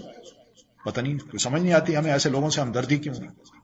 اِنَّا أَنزَلْنَا التَّوْرَاةَ فِيهَا هُدًى وَنُورٌ، بے شک ہم نے تورات نازل کی جس میں ہدایت اور نور تھا، جس کے مطابق اللہ کے فرما بردار نبی ان لوگوں کے لیے فیصلے کرتے تھے جو یہودی بن گئے تھے. اور اسی طرح ربانی اور علماء فقہا بھی اس وجہ سے کہ وہ اللہ کی کتاب کے محافظ بنائے گئے تھے، ان کی حفاظت یہی تھی کہ وہ اس کے مطابق لوگوں کو بتائیں، اسی کے مطابق فیصلے کریں، اور وہ اس پر گواہ تھے.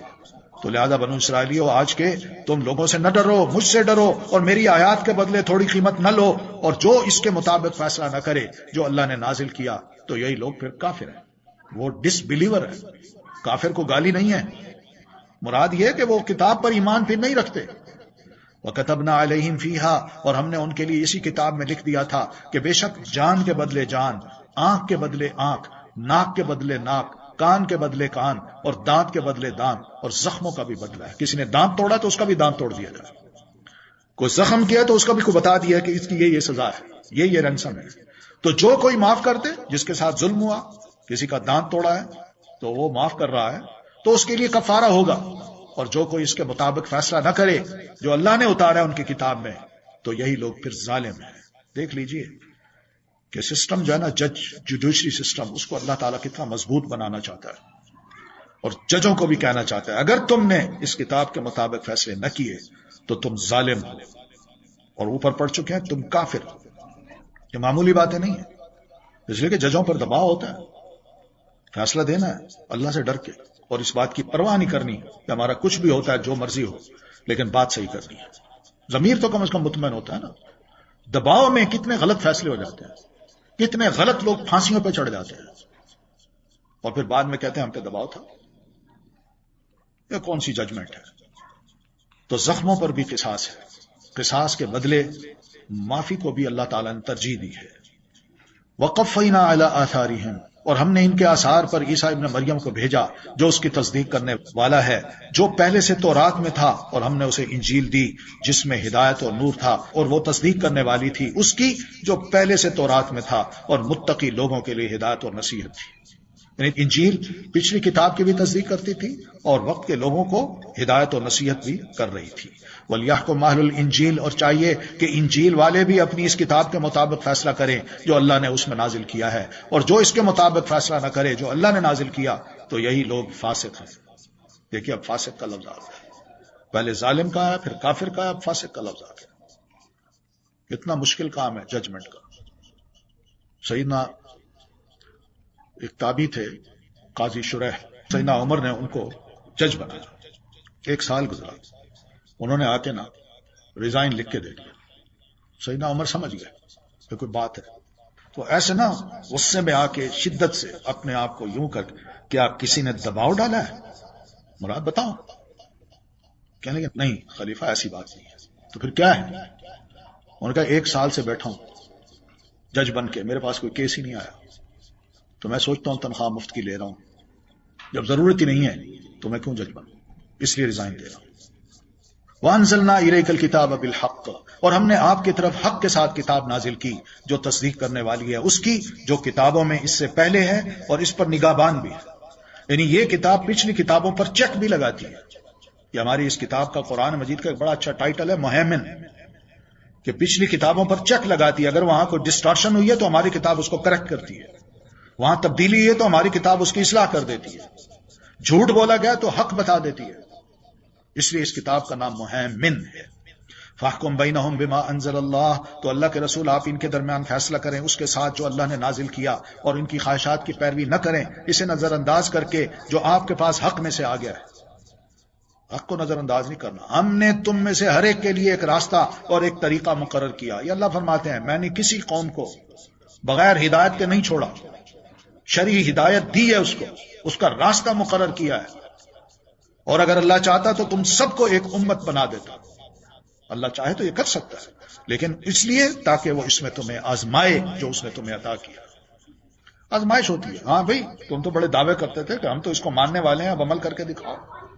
اور آزمائش سب سے بڑی اس وقت ہوتی ہے جب ایک کتاب ہو، اس پہ عمل ہو رہا ہو، رسول موجود نہ ہو، لوگ کتاب کو ڈسٹارٹ کرتے جا رہے ہوں، اور اس دوران اللہ تعالیٰ ایک اور رسول کو بھیج دے، چلو بھائی اب اس رسول کو مانو۔ اب یہ آزمائش ہوتی ہے، اس کو مانے کہ نہ مانے۔ تو یہ وہ آزمائش تھی جو اللہ کے رسول صلی اللہ علیہ وسلم کو خاتم النبیین بنا کے اللہ تعالیٰ نے بھیجی۔ بس نیکیوں میں آگے بڑھو، تم سب کے سب کو اللہ کی طرف لوٹنا ہے، پھر وہ تمہیں بتا دے گا جس بارے میں تم اختلاف کرتے تھے۔ وَأَنِ احْكُم بَيْنَهُمْ، اور یہ بھی کہ آپ اللہ کے رسول ان کے درمیان فیصلہ کریں اس کے مطابق جو اللہ نے نازل کیا، اور ان کی خواہشات کی پیروی نہ کریں، اور اس بات سے محتاط رہیں کہ کہیں وہ آپ کو اس کے بعد سے فتنے میں نہ ڈال دیں جو اللہ نے آپ کی طرف نازل کیا ہے۔ یعنی کچھ چیزیں ایسی ہیں جس کے بارے میں یہ نہ کہیں نہیں اس کا معنی یہ نہیں ہے، یا یہ چیز اللہ تعالیٰ نے نہیں فرمائی، یا اس کو چھوڑ دیں، اللہ کے رسول یا ہمارے لوگ ہیں، یہ قریشی ہیں، اس کو سزا نہ دیجیے۔ نہ، آپ نے فیصلہ کرنا ہے سب کے ساتھ برابر کا۔ پھر اگر وہ منہ موڑ جائیں تو جان لیں کہ بے شک اللہ چاہتا ہے کہ ان کے بعض گناہوں کی وجہ سے انہیں مصیبت میں ڈالے، اور بے شک لوگوں میں سے بہت سے البتہ فاسق ہیں۔ مراد یہ کہ آپ نے خواہش پرستی نہیں کرنی۔ یہ بڑی گمراہی کا سبب ہوتا ہے کہ لوگ آپ کو کہیں کہ جی بس یہ قانون بنا دیجئے، عوام کا یہ مطالبہ ہے کہ آپ یہ کیجئے اور شریعت کو چھوڑ دیجئے۔ ایسا نہیں ہو سکتا، یہ گمراہی کا باعث ہوتی ہے چیز۔ افحکم الجاہلیت یبغون، کیا پھر وہ جاہلیت کا فیصلہ چاہتے ہیں؟ اگر اللہ تعالیٰ نے یہ تازہ تازہ جو فیصلے اتارے ہیں قرآن مجید کی صورت میں، اس کو چھوڑتے ہیں اور پھر جاہلیت کے جو طریقے ہیں وہ پسند کرتے ہیں، تو یہ تو اللہ تعالیٰ کو بالکل ناپسندیدہ ہے، وہ تو ان کو لائق ہی نہیں کرتا۔ ومن احسن من اللہ حکما، اور کون زیادہ اچھا ہے اللہ سے بڑھ کر فیصلہ کرنے میں، لقوم یوقنون، ان لوگوں کے لیے جو یقین رکھتے ہیں۔ تو یہاں بتا دیا کہ قرآن اور رسول جو فیصلہ کر رہے ہیں یہ فریش فیصلے ہیں، یہ ماڈرن دور کے ہیں، اور اللہ اور اس کے رسول کے فیصلوں کے علاوہ کوئی بھی فیصلہ کیا جائے اور وہ فیصلہ موجود ہے اس کو چھوڑ دیا جائے تو پھر یہ جاہلیت کے فیصلے ہیں۔ یا ایھا الذین آمنوا لا تتخذوا الیہود والنصارى اولیاء، اے لوگو جو ایمان لائے ہو یہود و نصارہ کو اولیاء مت بناؤ، ان میں سے بعض کے اولیاء ہیں۔ اولیاء کا مطلب گہرے دوست، دلی دوست، اور جو کوئی تم میں سے انہیں اولیاء بنائے گا تو یقیناً وہ پھر انہی میں سے ہے۔ بے شک اللہ ظالم قوم کو ہدایت نہیں دیا کرتا۔ فَتَرَى الَّذِينَ فِي قُلُوبِهِمْ، پھر آپ دیکھیں گے ان لوگوں کو جن کے دلوں میں بیماری ہے۔ بیماری یہ ہے کہ یار دنیا میں یہ بھی رہتے ہیں، مسلمان بھی ہیں، مسلمانوں کے ساتھ رہتے ہیں تو مخالفت مول لینی پڑتی ہے، ان کے ساتھ بھی تھوڑی سی دوستی وغیرہ رکھ لیں۔ وہ ان میں دوڑ دھوپ کرتے ہیں، وہ کہتے ہیں ہم ڈرتے ہیں کہ ہمیں کوئی گردش نہ پہنچے، کوئی وقت برا ہے تو کم از کم کسی سے بنا کے تو رکھی ہو، تو امید ہے کہ اللہ جلدی فتح لے آئے یا اپنی طرف سے کوئی حکم، تو وہ اس پر جو انہوں نے اپنے دلوں میں چھپایا پھر وہ نادم ہو۔ وَيَقُولُ الَّذِينَ آمَنُوا، اور وہ لوگ جو ایمان لائے ہیں وہ کہتے ہیں کیا یہی ہیں وہ لوگ جنہوں نے اللہ کے نام کی اپنی پکی قسمیں کھائیں کہ بے شک وہ ضرور تمہارے ساتھ ہیں، ان کے اعمال ضائع ہو گئے تو وہ خسارہ پانے والے ہو گئے۔ یا ایھا الذین آمنوا، اے لوگو جو ایمان لائے ہو تم میں سے جو کوئی اپنے دین سے پھر جائے گا تو ان قریب اللہ ان کی جگہ ایسے لوگ لے آئے گا جن سے وہ محبت کرے گا اور جو اس سے محبت کریں گے۔ یہ صاف صاف کہہ دیا، دین کا تم نقصان نہیں کر سکتے اگر بے شک دین کو چھوڑ کے اور کچھ بن جاؤ۔ اللہ تعالیٰ کسی نہ کسی کو ہدایت دے کے دین کا کام اس سے لے لے گا، اور وہ اللہ سے محبت کریں گے، اللہ ان سے محبت کرے گا۔ وہ مومنوں پر بہت نرم ہوں گے اور کافروں پر بہت سخت۔ وہ اللہ کے راستے میں جہاد کریں گے اور کسی ملامت کرنے والے کی ملامت سے نہیں ڈریں گے۔ یہ اللہ کا فضل ہے ایمان کا، اتنی غیرت ہوگی ان کے اندر۔ یہ اللہ کا فضل ہے، وہ جسے چاہتا ہے عطا کرتا ہے، اور اللہ وسعت والا خوب علم والا ہے۔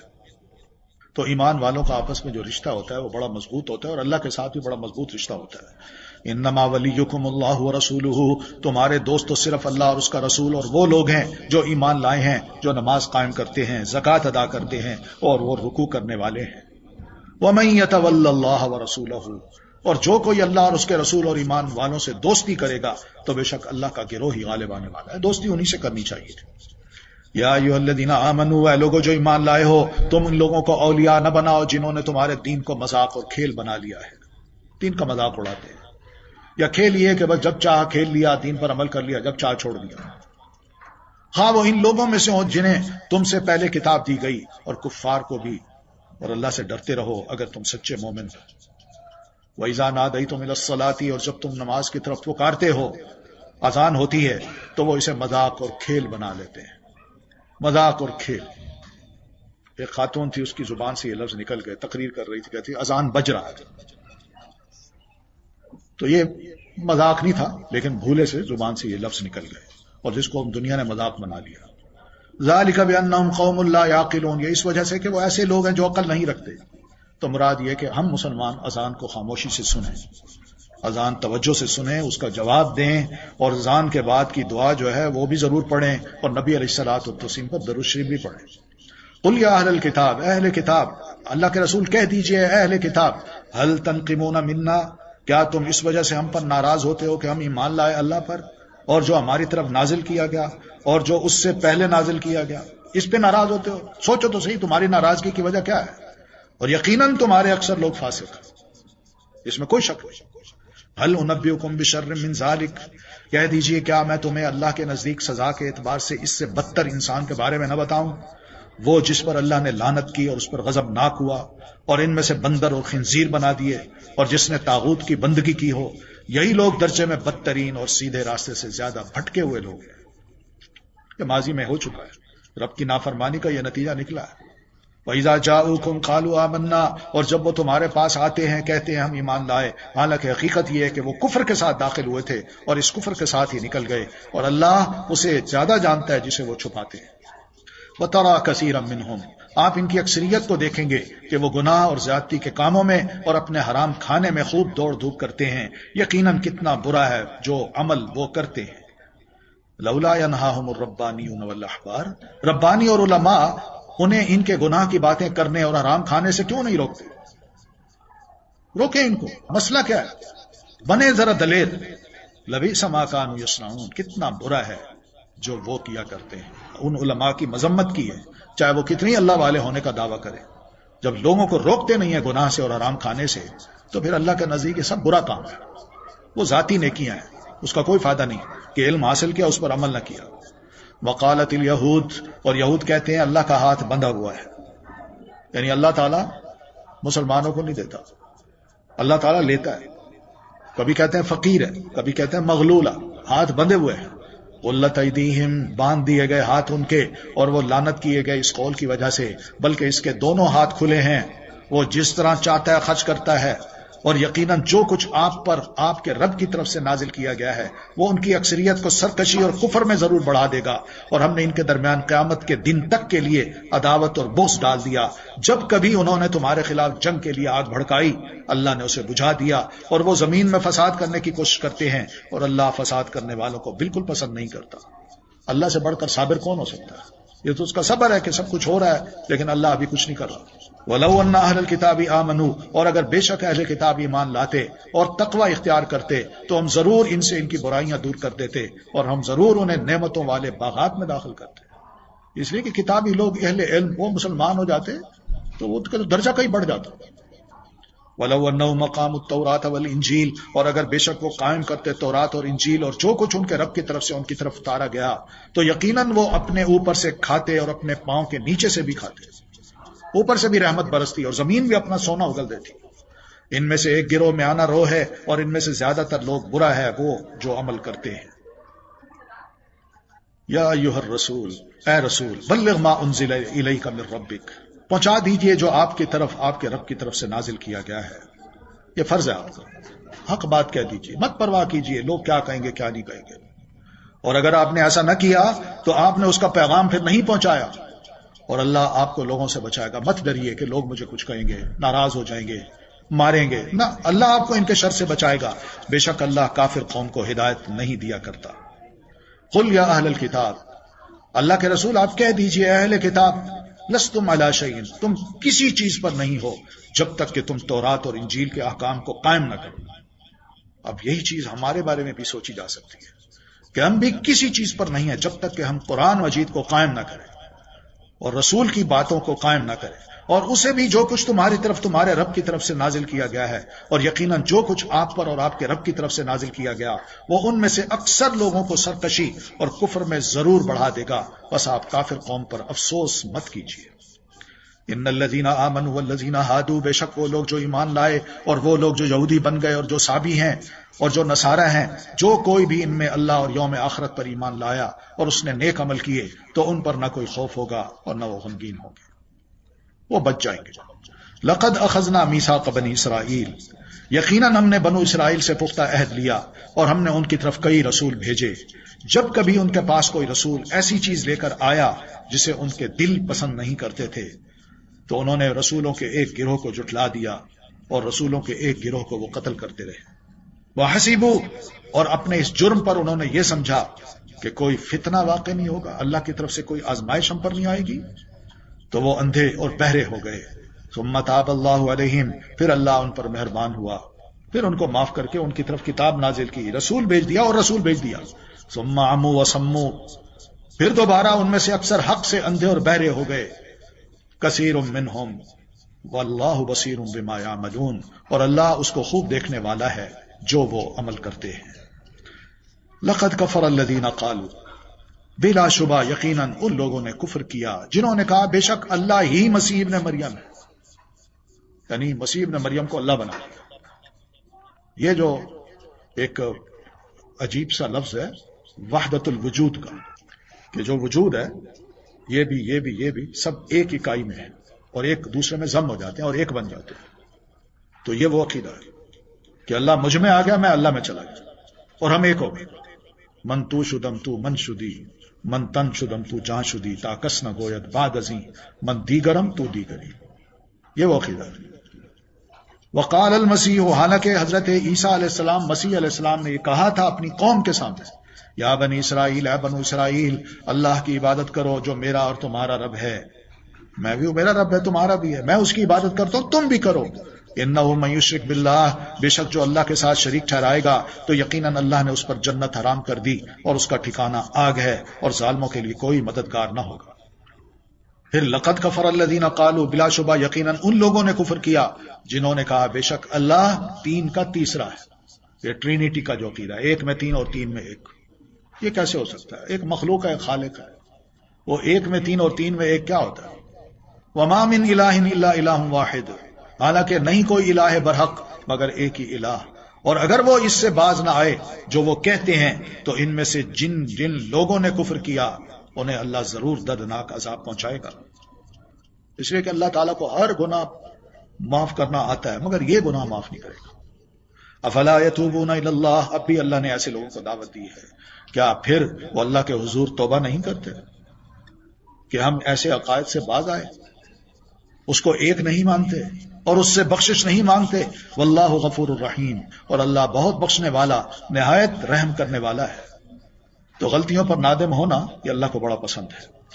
مل مسیح ابن مریم الا رسول، نہیں ہے مسیح ابن مریم مگر ایک رسول۔ اب بتایا اسلام کا عقیدہ کیا ہے کہ ہم عیسیٰ علیہ السلام کو کیا سمجھتے ہیں؟ پہلی بات، وہ مسیح ہیں، ٹھیک ہے، ان کے پاس معجزہ تھا، وہ ہاتھ پھیرتے تھے، نابینا بینا ہو جاتا تھا، جس کو سکن کی بیماری تھی اس کی سکن ٹھیک ہو جاتی، اور جو اندھا کوڑی ہوتا وہ بھی ٹھیک ہو جاتا۔ یہ مسیح مانتے ہیں، اس کو ہم مانتے ہیں، قرآن کہہ رہا ہے۔ پھر ابن مریم ہے، وہ ابن اللہ نہیں ہے، وہ مریم کے بیٹے ہیں، اللہ کے بیٹے نہیں ہیں۔ اور تیسرا کیا ہے؟ رسول، وہ صرف رسول ہے، ہم نے رسول کی حیثیت سے ان کو لینا ہے۔ ہمارے ساتھ بھی وما محمد الا رسول، محمد کچھ نہیں مسلمانوں تمہارے لیے سوائے ایک رسول کی، ایسے رسول کے لینا ہے۔ قد خلت من قبلہ الرسل، در حقیقت ان سے قبل کئی رسول گزر چکے، اور ان کی ماں بہت سچی خاتون تھی، یعنی ان پر جھوٹا الزام لگایا، جو انہوں نے کہا سچ کہا، انہوں نے کوئی بدکاری نہیں کی، نعوذ باللہ کوئی برا کام نہیں کیا۔ امہ صدیقہ، وہ سچی خاتون تھی، پاک باز خاتون تھی، انہوں نے کہا یہ میرا جرم نہیں ہے، میں نے کوئی گناہ نہیں کیا، میں نہیں بولتی، یہ میرا بچہ بول کے بتائے گا کہ میں کون ہوں، وہ صفائی دے گا۔ اس لیے وہ ماں کی گود سے بول پڑے کہ انی عبداللہ، میں اللہ کا بندہ ہوں۔ بھائی کوئی معمولی بات نہیں ہے، میری ماں کو الزام مت دو۔ پھر کانا یاکلان الطعام، وہ دونوں کھانا کھاتے تھے، اللہ کھانا کھاتا ہے، اس کو بھوک لگتی ہے، وہ انسان ہے، ان کے ساتھ پیٹ لگے ہوئے تھے، وہ کھانا کھاتے تھے۔ انظر کیف نبین لهم الآیات، دیکھیے ہم کس طرح ان کے لیے آیات واضح کرتے ہیں، پھر دیکھیے وہ کہاں سے پھیرے جاتے ہیں۔ قل اتعبدون من دون اللہ، کہہ دیجئے کیا تم اللہ کو چھوڑ کر اس کی عبادت کرتے ہو جو تمہارے لیے کسی نفع و نقصان کا مالک نہیں؟ یعنی جو خود مشکلات میں رہا وہ دوسروں کو کیا نفع دے سکتا ہے؟ وہ اللہ ہی ہے جو خوب سننے والا، خوب جاننے والا ہے۔ آج یہی لفظ ہم بھی بولتے ہیں، علی مشکل کشا، نعوذ باللہ۔ اور بھائی وہ اپنے بیٹے جو کربلا میں تھے ان کی مشکل حل نہیں کر سکے تو مشکل کشا کیسے بن سکتے ہیں؟ یہ اللہ کے رسول نے سچ کہا تھا کہ مسلمانوں لَتَتَّبِعُنَّ سَنَنَ مَنْ كَانَ قَبْلَكُمْ، تم ضرور ان لوگوں کی پیروی کرو گے ایک ایک چیز کی جو تم سے پہلے تھے، حتیٰ کہ اگر وہ کسی گو کے سوراخ میں بھی داخل ہوئے تو تم کہو گے اس میں بھی کوئی فائدہ، تو تم فالو کرتے ہوئے سوراخ میں داخل ہو۔ آج وہی کام ہمارے بھی، اور وہ اللہ ہی ہے جو خوب سننے والا، خوب جاننے والا ہے۔ قل یا اہل الکتاب، کہہ دیجئے اہل کتاب اپنے دین میں ناحق غلو نہ کرو، اور نہ تم ایسے لوگوں کی خواہشات کی پیروی کرو جو یقیناً اس سے پہلے گمراہ ہوئے، اور انہوں نے کثیر تعداد کو گمراہ کیا اور وہ سیدھے راستے سے بھٹک گئے۔ لعن الذین کفروا من بنی اسرائیل، بنو اسرائیل میں سے جن لوگوں نے کفر کیا وہ داؤد اور عیسیٰ ابن مریم کی زبان پر لعنت کیے گئے۔ انہوں نے بھی کہا اللہ ان پر اپنی لعنت برسا، اتنا تنگ کیا انہوں نے۔ داؤد علیہ السلام تک نے، یہ موجود ہے انجیل میں موجود ہے۔ ذالک، یہ کیوں انہوں نے بد دعا کی؟ اس لیے کہ انہوں نے نافرمانی کی اور وہ حد سے آگے بڑھ جاتے تھے۔ کانوا لا یتناہون عن منکر، وہ ایک دوسرے کو اس برائی سے نہیں روکتے تھے جس کا وہ ارتکاب کرتے، یقیناً کتنا برا ہے جو وہ کرتے تھے۔ یعنی نافرمانی ہو رہی ہو اس کا روکنا فرض ہوتا ہے، لیکن جو بندہ بے حس ہو جائے برائی سے نہ روکے تو آپ سوچیے نا پھر اس کا مقام اللہ کی نظر میں کیا بنے گا؟ اللہ ان پر کوئی اپنی رحمت نازل کرے گا یا ان کی نیکیاں قبول کرے گا؟ ترا کثیرا منہم، آپ ان کی اکثریت کو دیکھتے ہیں کہ وہ ان لوگوں کو اولیاء بناتے ہیں جنہوں نے کفر کیا۔ کافروں، یقیناً کتنا برا ہے جو انہوں نے اپنی جانوں کے لیے آگے بھیجا اپنے عمل کر کے، یہ کہ اللہ ان پر ناراض ہوا اور وہ عذاب میں ہمیشہ رہنے والے ہیں۔ وَلَوْ كَانُوا يُؤْمِنُونَ بِاللَّهِ، اور اگر وہ اللہ پر اور نبی پر اور اس پر ایمان لاتے جو اس کی طرف نازل کیا گیا ہے، تو وہ انہیں اولیاء نہ بناتے بلکہ اہل ایمان کو رسول کو اپنا ولی بناتے. وَلَٰكِنَّ كَثِيرًا مِّنْهُمْ فَاسِقُونَ مگر ان میں سے اکثر نافرمان ہیں. لَتَجِدَنَّ أَشَدَّ النَّاسِ یقیناً آپ مسلمانوں تم ضرور لوگوں میں سے ایمان لانے والوں کی دشمنی میں سب سے زیادہ سخت یہود کو پائیں گے اور ان لوگوں کو جنہوں نے شرک کیا. یہ دو تو اہل ایمان کے سخت دشمن ہیں، اور آپ ضرور ان میں ایمان لانے والوں کے لیے محبت میں سب سے زیادہ قریب ان لوگوں کو پائیں گے جنہوں نے کہا کہ بے شک ہم نصرانی ہیں. وہ مسلمانوں کے زیادہ قریب ہیں. کیوں؟ کوالٹیز ہیں ان میں کچھ. یہ اس لیے کہ ایک تو ان میں اہل علم ہے جو اپنی کتاب کے مطابق اپنے رویے رکھتے ہیں، یہاں یہ بھی ٹھیک ہے. اور دوسرا یہ کہ وہ راہب ہیں، اللہ کا خوف ان کے دل میں ہے. اور تیسرا یہ کہ انہم لا یستکبرون کہ وہ تکبر نہیں کرتے. ہم بڑی شاہیں یہ کون ہے؟ وہ انسان کو انسان سمجھتے ہیں. یہ خوبی ہے. سبحانک اللہم و بحمدک اشہد ان لا الہ الا انت